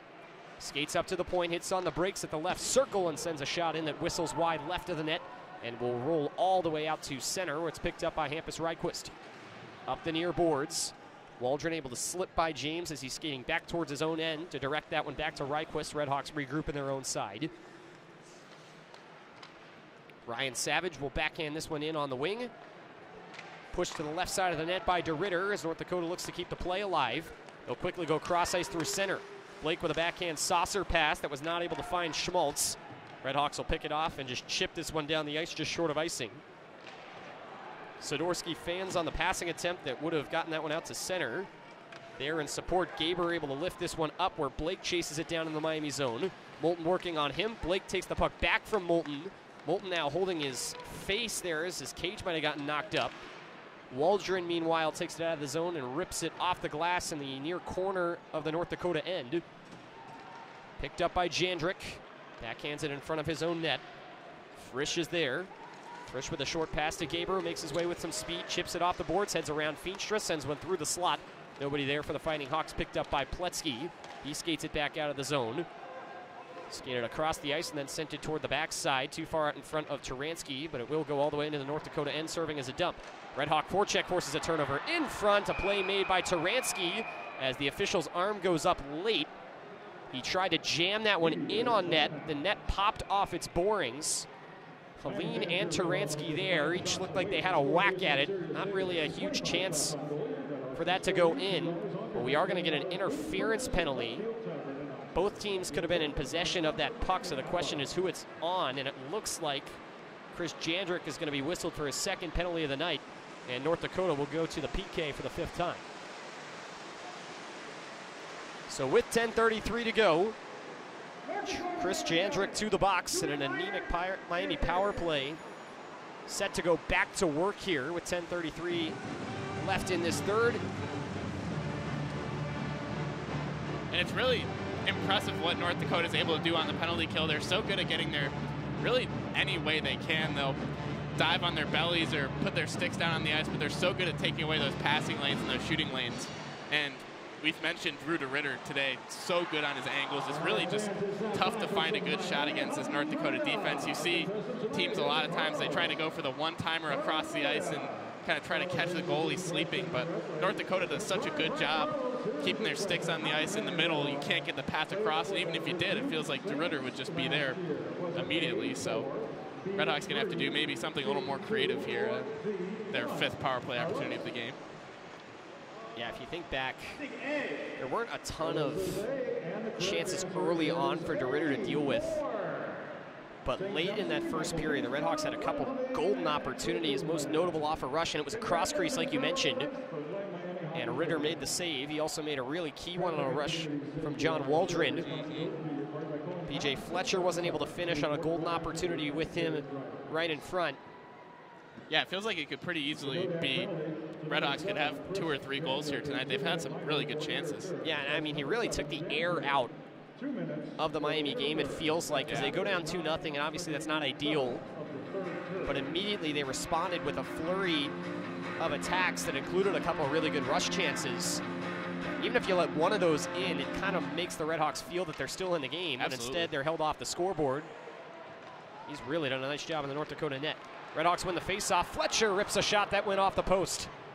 At the right circle, PJ Fletcher nearly beat DeRitter for the first time. Barbolini down low, tried to backhand one across the crease. It was picked up in traffic by North Dakota. They'll send this one all the way down the ice. A couple of decent chances there for the RedHawks right off the rip on this power play as we approach and pass now the midway mark of the third. RedHawks enter the offensive zone on a pass to the far side from Barbolini, directed off the end boards. First found Cooper Moore. They've had so much trouble all game gaining that offensive zone on the power play with control. There it is again. Nearly turning it over in front of their own net. Stretch pass. Barbolini makes his way in, has to hit the brakes as he was closed off by Sidorski. Barbolini now pinned on the far wall. Puck comes up to the point. Kumlin gonna tee it up, sends a slap shot well wide. Puck comes right back up to him. This time, though, he's got a defender on him, and Schmaltz able to jam it by him, though, into the near corner of the North Dakota zone. Barbolini tried to bank it to a wide-open Red Savage, but Caulfield got a stick in the way. 43 seconds remaining on the man advantage as the puck squirts to the far side, and Schmaltz sends it all the way down the ice. He is rocked by Matthew Barbolini, and looks to be slow to get up. He will head to the bench, though, under his own power. Caragiallo skates this one up the left wing for the RedHawks and puts it into the zone, but couldn't get by his defender there. So the puck comes to the near side where there's a battle for it that ensues. RedHawks win it. Pulled out by Helene up top center point. Ryquist shoots and scores.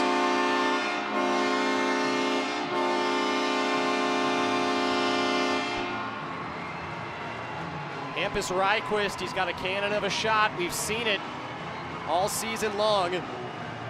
He gets his 2nd of the year. And the junior Swede makes it 4-1 with the RedHawks' first tally on the power play, and now 5 tries. Finally, and it might be a little bit too late for this game, but it's got to feel good if you're these RedHawks to score a goal, just to know that you can, and then going into tomorrow's game maybe, I mean, it sounds a little silly, but when you have only scored 1 goal in your last 4 games, when you score 1 going out in the 5th, honestly, it feels a little bit like maybe a momentum swinger for the next game. Yeah, maybe to break the seal of sorts. Right, exactly. The officials discussed if they were going to review something. I believe it was going to be that hit that Barbolini laid on Schmaltz. I don't think they decided to review it because Brad Berry was livid on the North Dakota bench, and he's now getting an explanation and kind of giving an explanation of his own to both officials. It was one of those hits. It was definitely legal. It was right as the puck was being released down the ice by Schmaltz. It's just one of those where it doesn't really affect the play a whole lot, and Barbolini probably didn't have to hit Schmaltz as hard as he did. And Schmaltz is coming off injury. This is his first game since coming back from injury. Brad Berry was really excited this week that he was able to practice all week and re-enter the lineup. And North Dakota's going to challenge this. This is challengeable.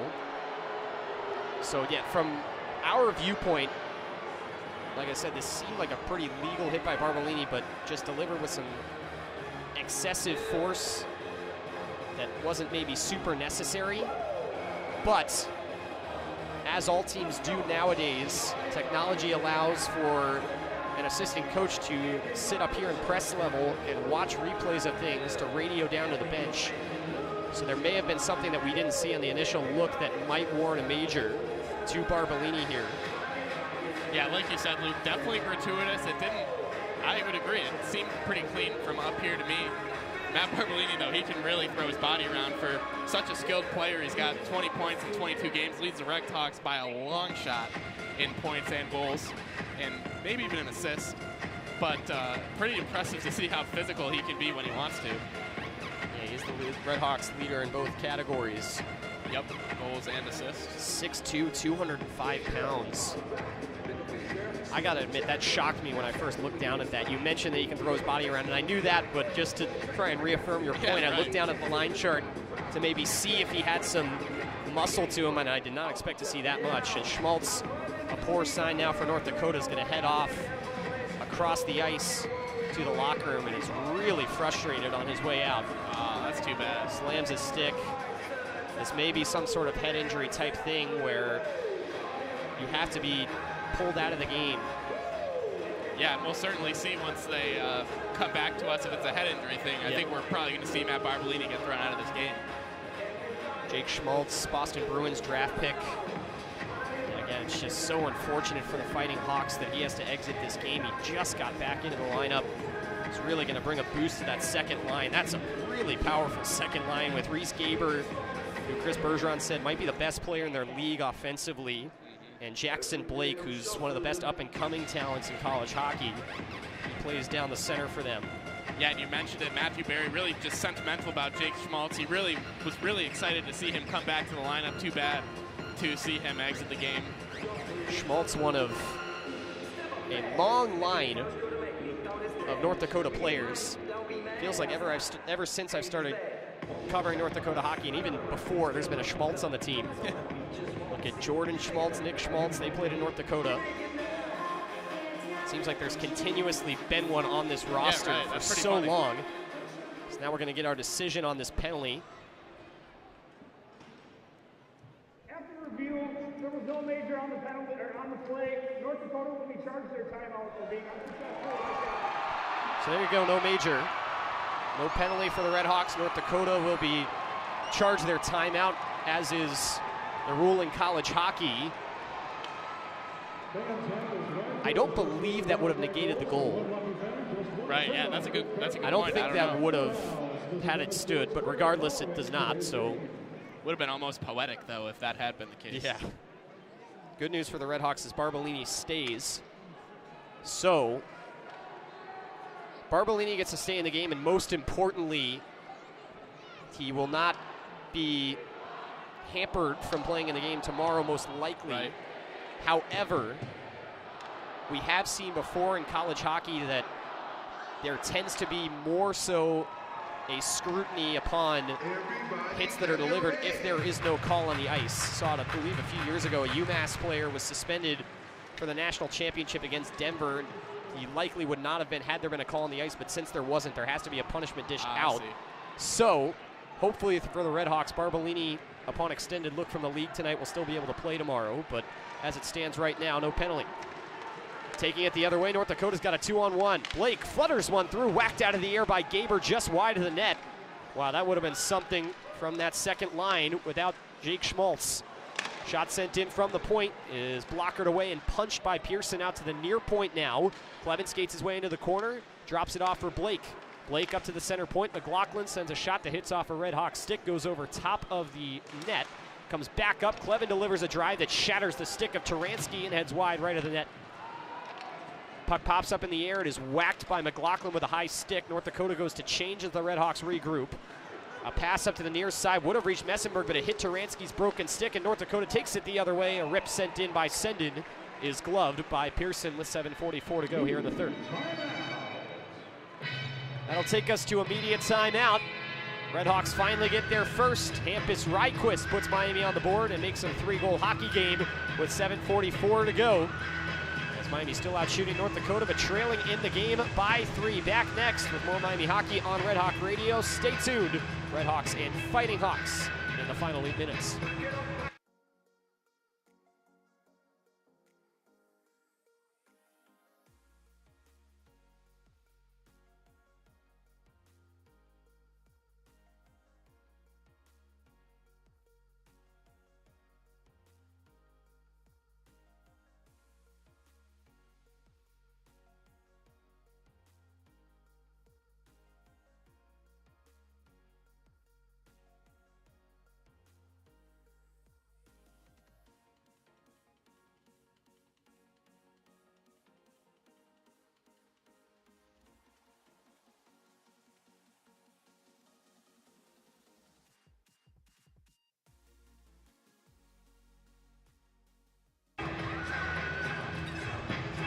Poley, Schmelzinger alongside. 7:44 remaining here in the third. North Dakota leads Miami 4-1 here on this Friday night. The crowd's thinned out a bit.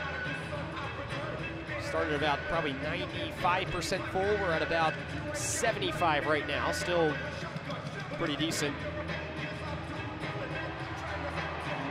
And the North Dakota fans have certainly remained in the building.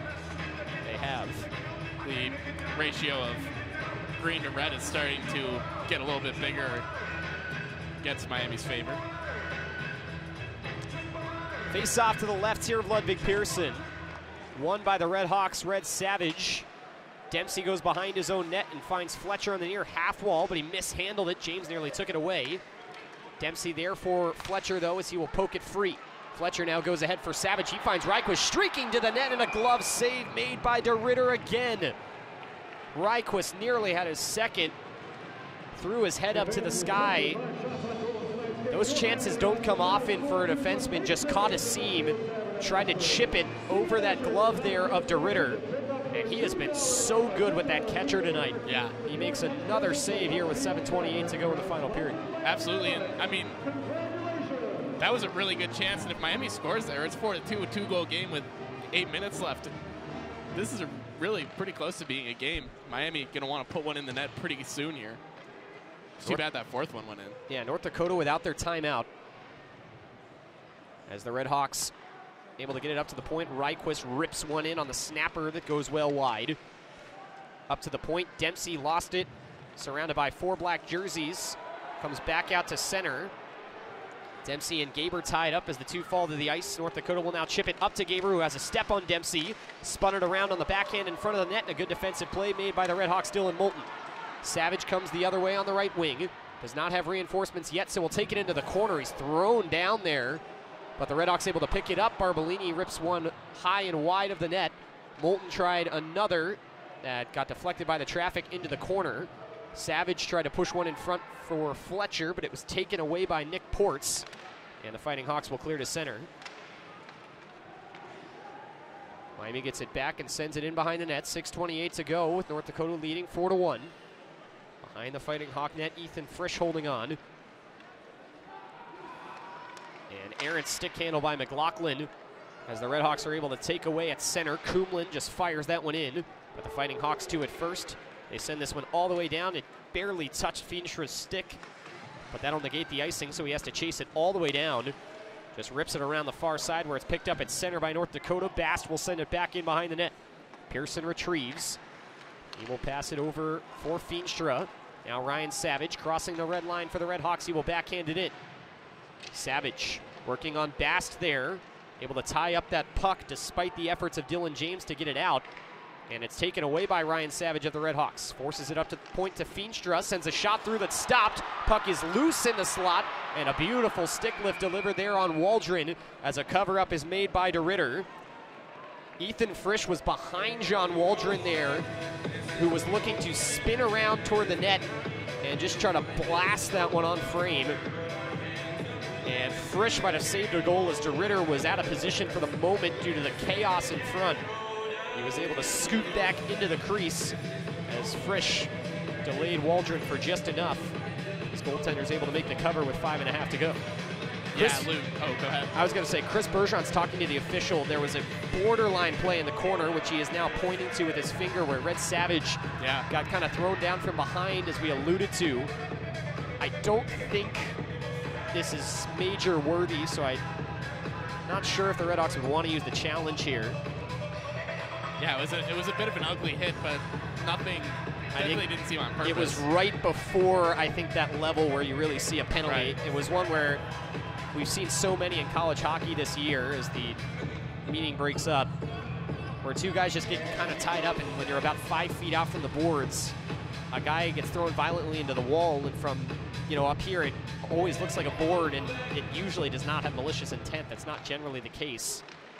That, I think, certainly was not an intentional type of hit. So no penalty. Out in front, Helene with a blast in space that went way over top the net. Clement, meanwhile, at the right point, just risks one with no traffic. That's right into the breadbasket of DeRitter, who will hold on. Dang, I don't think I've ever seen William Helene take a slap shot in game like that. I didn't know that he had a cannon on him like that. Chris Bergeron has said it before that he's a true power forward. And so you can kind of assume, being synonymous with that he would have a good shot. But like you mentioned, I mean, we haven't really got to see it.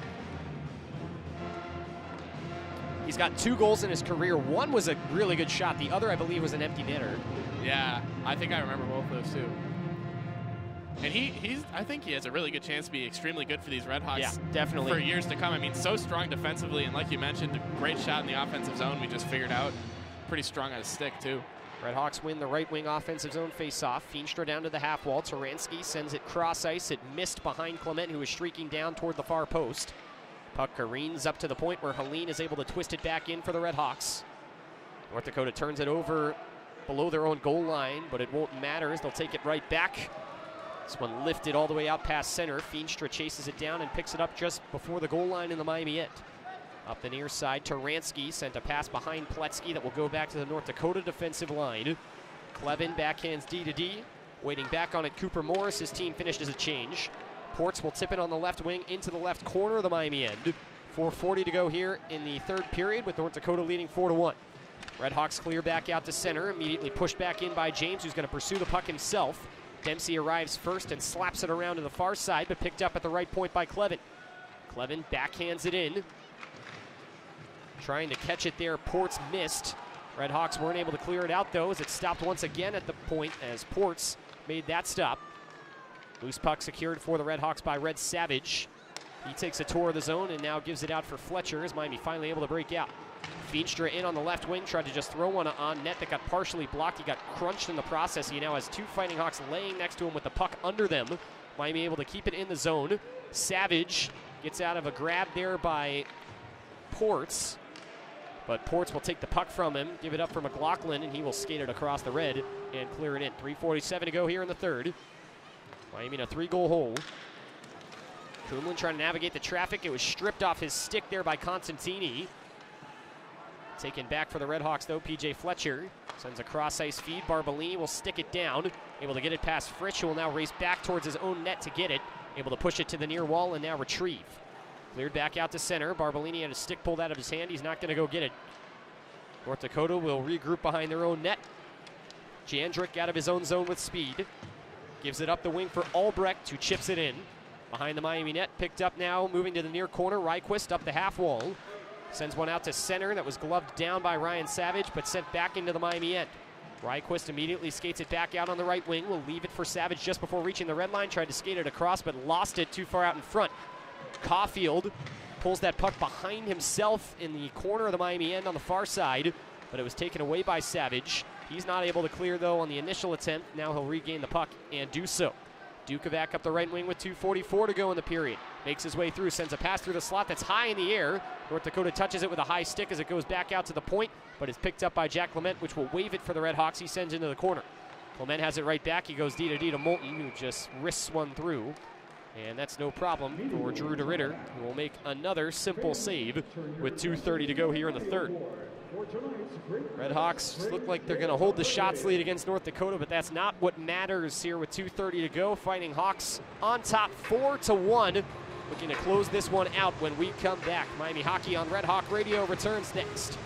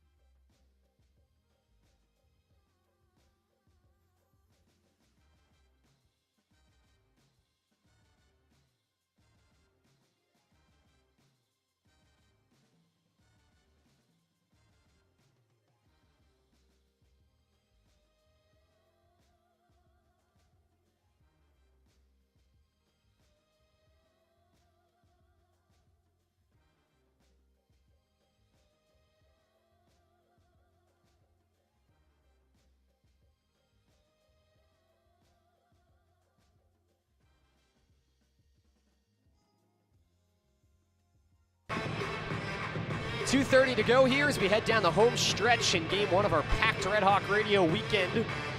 Talk more about that in the post game. Tune in to our triple header tomorrow. North Dakota leading Miami 4-1. We hope things tomorrow go a little bit better for these Red Hawks, both here on the ice and on the hardwood. Offensive zone face-off was won back by the Red Hawks, but Caulfield got there first for North Dakota. And they will get this one out as Sendin puts it off the wall and into the Miami end on the right wing. Collected. Ryquist goes cross corner. Helene had it tip off his stick. Caulfield got it in the circle. Skates into the corner. Gives it up to the point. Frisch sends it intentionally wide now to the far wing. Down below the goal line. Sendin gets shouldered into the wall by Helene.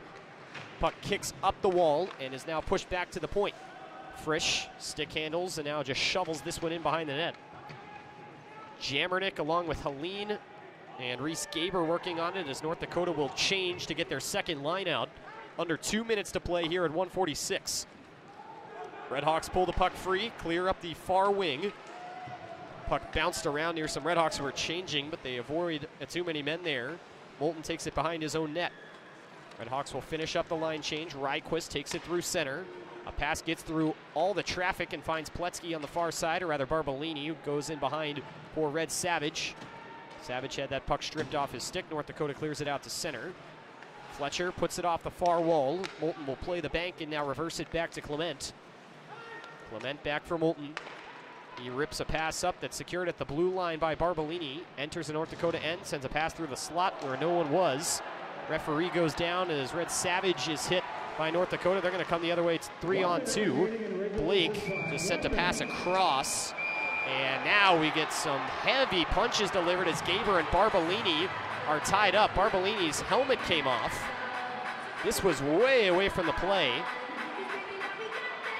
I was looking at the far side of the ice where the puck was. The extracurriculars were happening on the near side.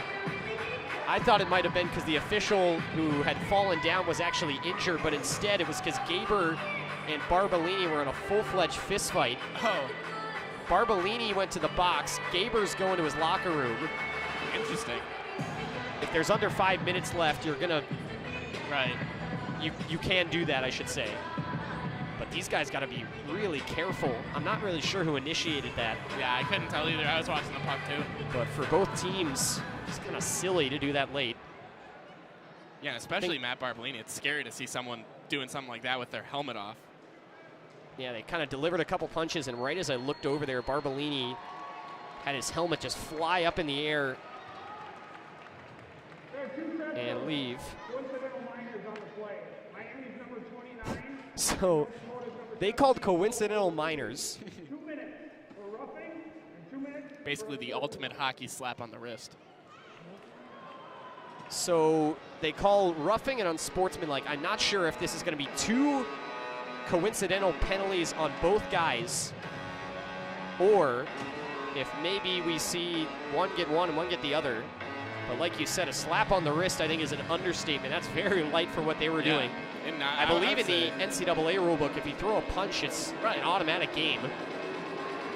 Yeah, and they were both definitely being rough and unsportsmanlike. And this is a scenario where I could definitely see the league dishing something out in the wee hours of the morning. Both these guys got to be careful. They're two top offensive talents for the team. Got to think Gaber was trying to step in for his teammate and line mate there, and Schmaltz, who was injured by Barbolini early on.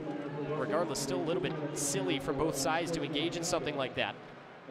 Redhawks send it into the North Dakota end. There's 40 seconds left on the clock. Puck comes up to the left point. Feenstra slaps one wide. Collected in the corner. Albrecht is laid out by Helene.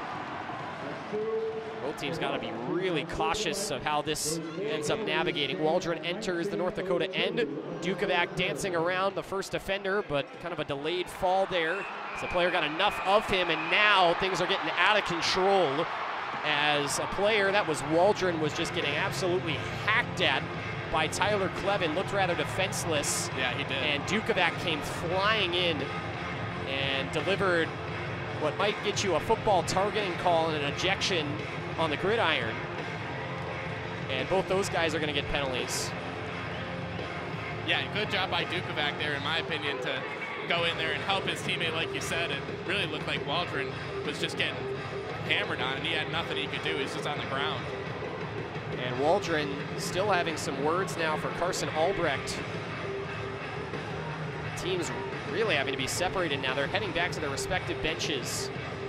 The officials discussing this. I gotta be honest, I'm really surprised that those first penalties weren't called majors. Yeah, that's what you see sometimes. You know, it might be kind of a reason why we had some continuation. Right, exactly. So, regardless here, things are going to be dished out on this. They haven't made an announcement. I think it's pretty safe to say at this point that some people who appeared in this game will not be permitted to do so tomorrow, whether it's Barbolini and Gaber, as they're going to review this now, or if maybe Klevin and Dukovac receive some supplemental discipline. 18.8 seconds remain. I believe it would be legal to, if it really got that bad, call the game, as it's at hand here with just 19 seconds left in a 3-goal deficit pretty much. Yeah, and the nice thing about this review, it gives everyone a couple of minutes to just cool down. Exactly. Figure by the time this is done with the last 18 point, it'll pass probably pretty unceremoniously, hopefully. And I will be very interested to see who, if anyone, is barred from competing tomorrow. Yeah, and just from looking at it, the first thing, although we missed some of it, we got to see the tail end where I think things got most heated because that was when Barbolini lost his helmet. Right. That looked somewhat bad. But I think what we just saw unfold was a lot worse in terms of severity on both sides. Yeah, and I would not be surprised personally to see Tyler Cleven and possibly also Max Dukovac not playing tomorrow. So what we saw was Helene delivered a huge hit. It was a clean hit. Huge clean hit, yeah. And actually credit to the North Dakota player, I'm not sure who it was. I think it might have been maybe McLaughlin. The player that got hit did not take exception to it at all, just got right back up and skated away. Puck came out of the zone, went back in. Helene was chasing it down in the corner and totally away from that. With my eyes locked on the puck, all of a sudden I saw a player that was on the ice on their back slide into the right circle here on the near side, and that was John Waldron, who was on the ice, and on top of him was Tyler Klevin, who was repeatedly cross-checking him. And then I saw Max Dukovac come over and do his best Terry Tate impression and try to take his head off. Yeah, it was like neither of those are. Yeah, neither of those are really good plays that you want to see on either end. Max Dukovac might have a future in the WWE. Yeah, that was wild. Yeah, the first one nice. The first part of that play is just a hockey play with some overboiled emotion. Right. You see a guy cross-checking like that. The second one, I'll admit I was surprised to see that. You see guys get put in headlocks. You see guys get pushed around. You see guys maybe even get punched if things get bad. It's been a while since I've seen something like that where you see a flying tackle delivered to someone. Yeah, right. And Dukovac's got to be careful here because we talked about the whole idea of one-game suspensions if you get game disqualifications, things like that, but that doesn't say that you can't get suspended for more than one game. Right. And it's something like this, I would not in the slightest be surprised to see something like that. That'd be a tough blow for the RedHawks to deal with. Yeah, and size-wise, these RedHawks really do not stack up too well with the North Dakota Fighting Hawks. If tomorrow's game is really chippy, I don't really think that the RedHawks have much of a good chance of having the upper hand in that battle. Here's our call. After review, North Dakota's number 28 will receive a 5-minute major on game misconduct for cross-checking. Miami's number 13 will receive a 2-minute minor for roughing and a 2-minute minor for unsportsmanlike. In addition, we have another set of full-throw minors. Miami's number 17 and North Dakota's number 13. Each will receive 2 minutes for unsportsmanlike. We will resume play 4-on-4. So a lot to unpack there. So, I thought Klevin was going to get something. I may have just misread the number because Caulfield got a 5 in a game for roughing. Max Dukovac, who I think really got away with something there, is going to be gifted a 4-minute double minor, 2 for roughing, 2 for unsportsmanlike. So he is not thrown out. And then we see coincidental minors dished out to Albrecht and Waldron. And now they've just announced for another review. I'm not sure what this is for. I think it's because it was Tyler Clevin that deserved the 5-minute, if anyone did, not Caulfield, who's still sitting on the bench. So North Dakota doesn't have their challenge. They already lost it. He didn't, the official, say that Miami challenged this. So I'm not sure how that works if the coaches or whoever, someone said it was one guy, not another. Because, yeah, like we said, I mean, I was pretty confident there that it was 25 and not 28. And I should say, after that whole sequence, Tyler Clevin was indeed the one who skated off the ice, because I can see Judd Caulfield sitting on the bench there for North Dakota. He's sitting right in the middle of the bench, and yeah, I don't think this was on him. Just kind of sitting there thinking, what did I do? Yeah, and I think honestly, I can see where you say that Max Dukovac really got away with something, but I think that it's fair, honestly, well, at least personally, that Cleveland got more, because what he was doing, it just really seemed like intent to injure defensive player. I will say, maybe we did call it a flying tackle. We did call it, you know, maybe football targeting, whatever we want to say. But I think intent was more so there for Dukovac rather than actual hitting, because Dukovac came flying in and he kind of went through Clevin, and I think he might have partially missed him. Yeah. And didn't really get a full piece, because it really looked like he would have rung Cleveland's bell, who was upright the whole time. It really looked like he would have taken him down had he connected fully. So yeah, and I think it seemed like he was definitely going in there to try and get Cleveland off of his buddy. So maybe that had a little something to do with it. Cleveland, one of the biggest guys on the ice out there, 6'5", 213 pounds. Not someone I would want to mess with personally. Has 30 pounds and 4 inches on John Waldron, who he was on top of. Has 3 inches and also about 30 pounds on Max Dukovac.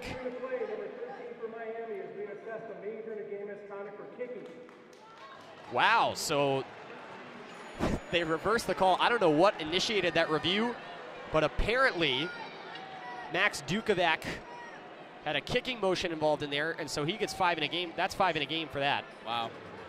So we didn't see that, but it must have happened if they saw it on review. Wow, this is just a puzzling sequence to sort out. I didn't mean to speak things into existence when I said weird stuff happens when CBS comes here, but I think this is up there. Yeah. So Dukovac gets 5 in a game. They're going to have to sort this out. It was initially supposed to be played 4-on-4. But now, what goes on with the 2 penalties initially given to Max Dukovac, because he already has 4 minutes on him, it doesn't seem like those penalties go away. I mean, they probably would stick. So Dukovac gets 5 in a game for kicking. They still announced, I believe they just misannounced then, 28 instead of 25, because the penalty's not on the board and Caulfield is still on the bench. So it's going to be on Cleveland. And Luke, you mentioned Dukovac doesn't want to get kicked out for multiple games. Well, kicking's really frowned upon in the hockey circles. So it's 5-on-4 right now. The penalties to Dukovac stand. North Dakota wins the faceoff, sends it across the ice. Bast missed the backdoor feed. Both teams just kind of throwing some small players out there. I think both coaches just want this over. And good to see that even though the puck was locked up along the boards for the final seconds, neither team really taking too much exception as the clock hits zeros. Well, this is setting up to be more exciting of a series finale than I think we get after a game like this, right? Seriously. 4-1 is your final here on Friday with North Dakota victors over the Miami RedHawks. A lot to unpack in this one. But overall, you know, it almost feels like we're an hour removed from the game that we actually played here. But it's just another one in a long line here for the RedHawks, where they feel like they've played a decent game, but give up a couple goals. They dig themselves in a hole rather early. When you struggled as much offensively as they have, playing from behind is not a recipe for success. You can control the game. You can play with the puck in the offensive end for the entirety of the last 2 periods. I don't think the RedHawks necessarily did that, but I think they probably had more zone time than North Dakota did. Yep. But if you can't put the puck in the back of the net, you're giving up rush chances the other way, you're not going to win a whole lot. I think that was a theme throughout the losing streak for the RedHawks. Losing streak extends. More of the same here for Miami on this Friday. Yeah, absolutely. And like you said, it was a pretty good game for these RedHawks. They outshot them 28-20, and it'll be setting up for a really good series finale tomorrow. Miami just really got to be frustrated. That will be their, I believe, 6th straight loss, and just kind of an unceremonious way to lose, outshooting the opponent at home on a Friday with a really big, loud crowd in attendance. Tough game for the RedHawks, and just be interested to see how they come out tomorrow. Absolutely, it will be 7:05 start. Talk a little more about what's going on tomorrow here on RedHawk Radio momentarily. But I do just want to, for the sake of clarity, kind of go over what happened in those final minutes. Credit to our statistics staff, by the way, who was done with this as soon as the game ended. Yeah, because really. After a sequence like that, I mean, this could take an hour to sort out afterwards, and they're already finished with putting everything together. So, Matthew Barbolini laid that hit on Jake Schmaltz. It injured Schmaltz as he went down to the ice. He was slow to get up. He was able to make his way to the bench on his own power, got off. RedHawks ended up scoring on the continuation of that play. North Dakota challenged for a major. During that challenge, Schmaltz came off the ice, skated on his own, but was visibly frustrated as he was likely forced off the ice by the trainer. He did not return to the game. That was with a few minutes left. Following that, we saw a couple of shifts, and then the next one for the top line of the RedHawks that saw Matthew Barbolini on the ice. We saw a couple of hard hits in that shift, but not really anything continue until, away from the play, Reese Gaber and Barbolini were taking some swings at each other in the near corner of the Miami zone. Barbolini's helmet came off, and the two were both issued what would be offsetting minor penalties. And so it looks like they each got 2 of them, and that is indeed what the stats indicate. So it was announced they each get an unsportsmanlike, they each get a rough, and those both offset. And then we continued to play on. That was at the 57-second mark with 57 seconds left in the period. We continued to play on for 39 more seconds. And that was when we saw a big hit was delivered just before that by William Helene. Like we said, nothing came out of that. Both teams played on, and then the puck came out of the zone, went back into the corner, and chaos ensued as John Waldron went down in front of the net away from the puck. Tyler Clevin was on top of him, giving some cross-checks to him. Dukovac came in, attempted to tackle Clevin, kind of missed. There was a kicking motion involved in there somewhere. They review it. Initially, it was a double minor to Dukovac, which did stand, by the way. He got the double minor in addition to the eventual major, and they gave Clevin 5 in a game. Then they went back to the review after they had already announced it, looked at the kicking, and found it, and Max Dukovac was issued a 5 in game as well. A lot of work for the league office tonight. Yeah. A lot of work for Don Adam and everyone in the officiating part of the NCHC office.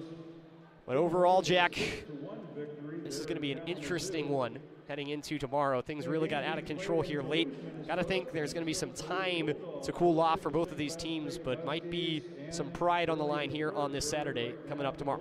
Yeah, it'll be interesting to see how they handle these next 22 hours or so, 21 hours before puck drops tomorrow. You could see maybe they do cool down and cooler heads prevail, and we see a good, hard, but clean hockey game tomorrow, or maybe it'll be really chippy. I think either way it'll be pretty fun to watch.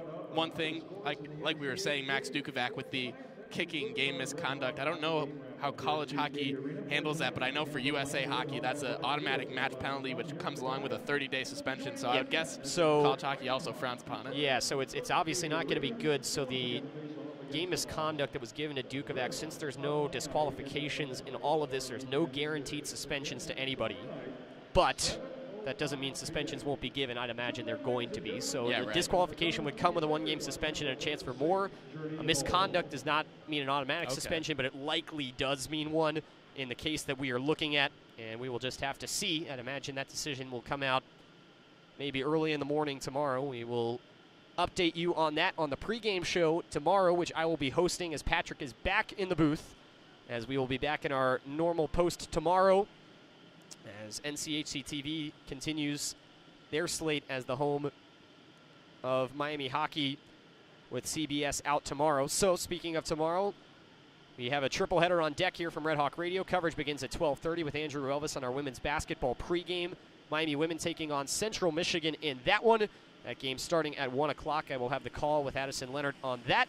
And then the men starting 30 minutes after the conclusion. Tip-off set for the Red Hawks taking on Eastern Michigan at 3:30 in that one here on Red Hawk Radio. And then we will have the nightcap as well as we travel across town here to Goggin Ice Center for what should be a very exciting and very interesting game, too, between Miami and North Dakota. So we hope you join us then tomorrow. And until then, for Jack Schmelzinger and our entire Red Hawk Radio crew, we'd like to say thank you so much for tuning in.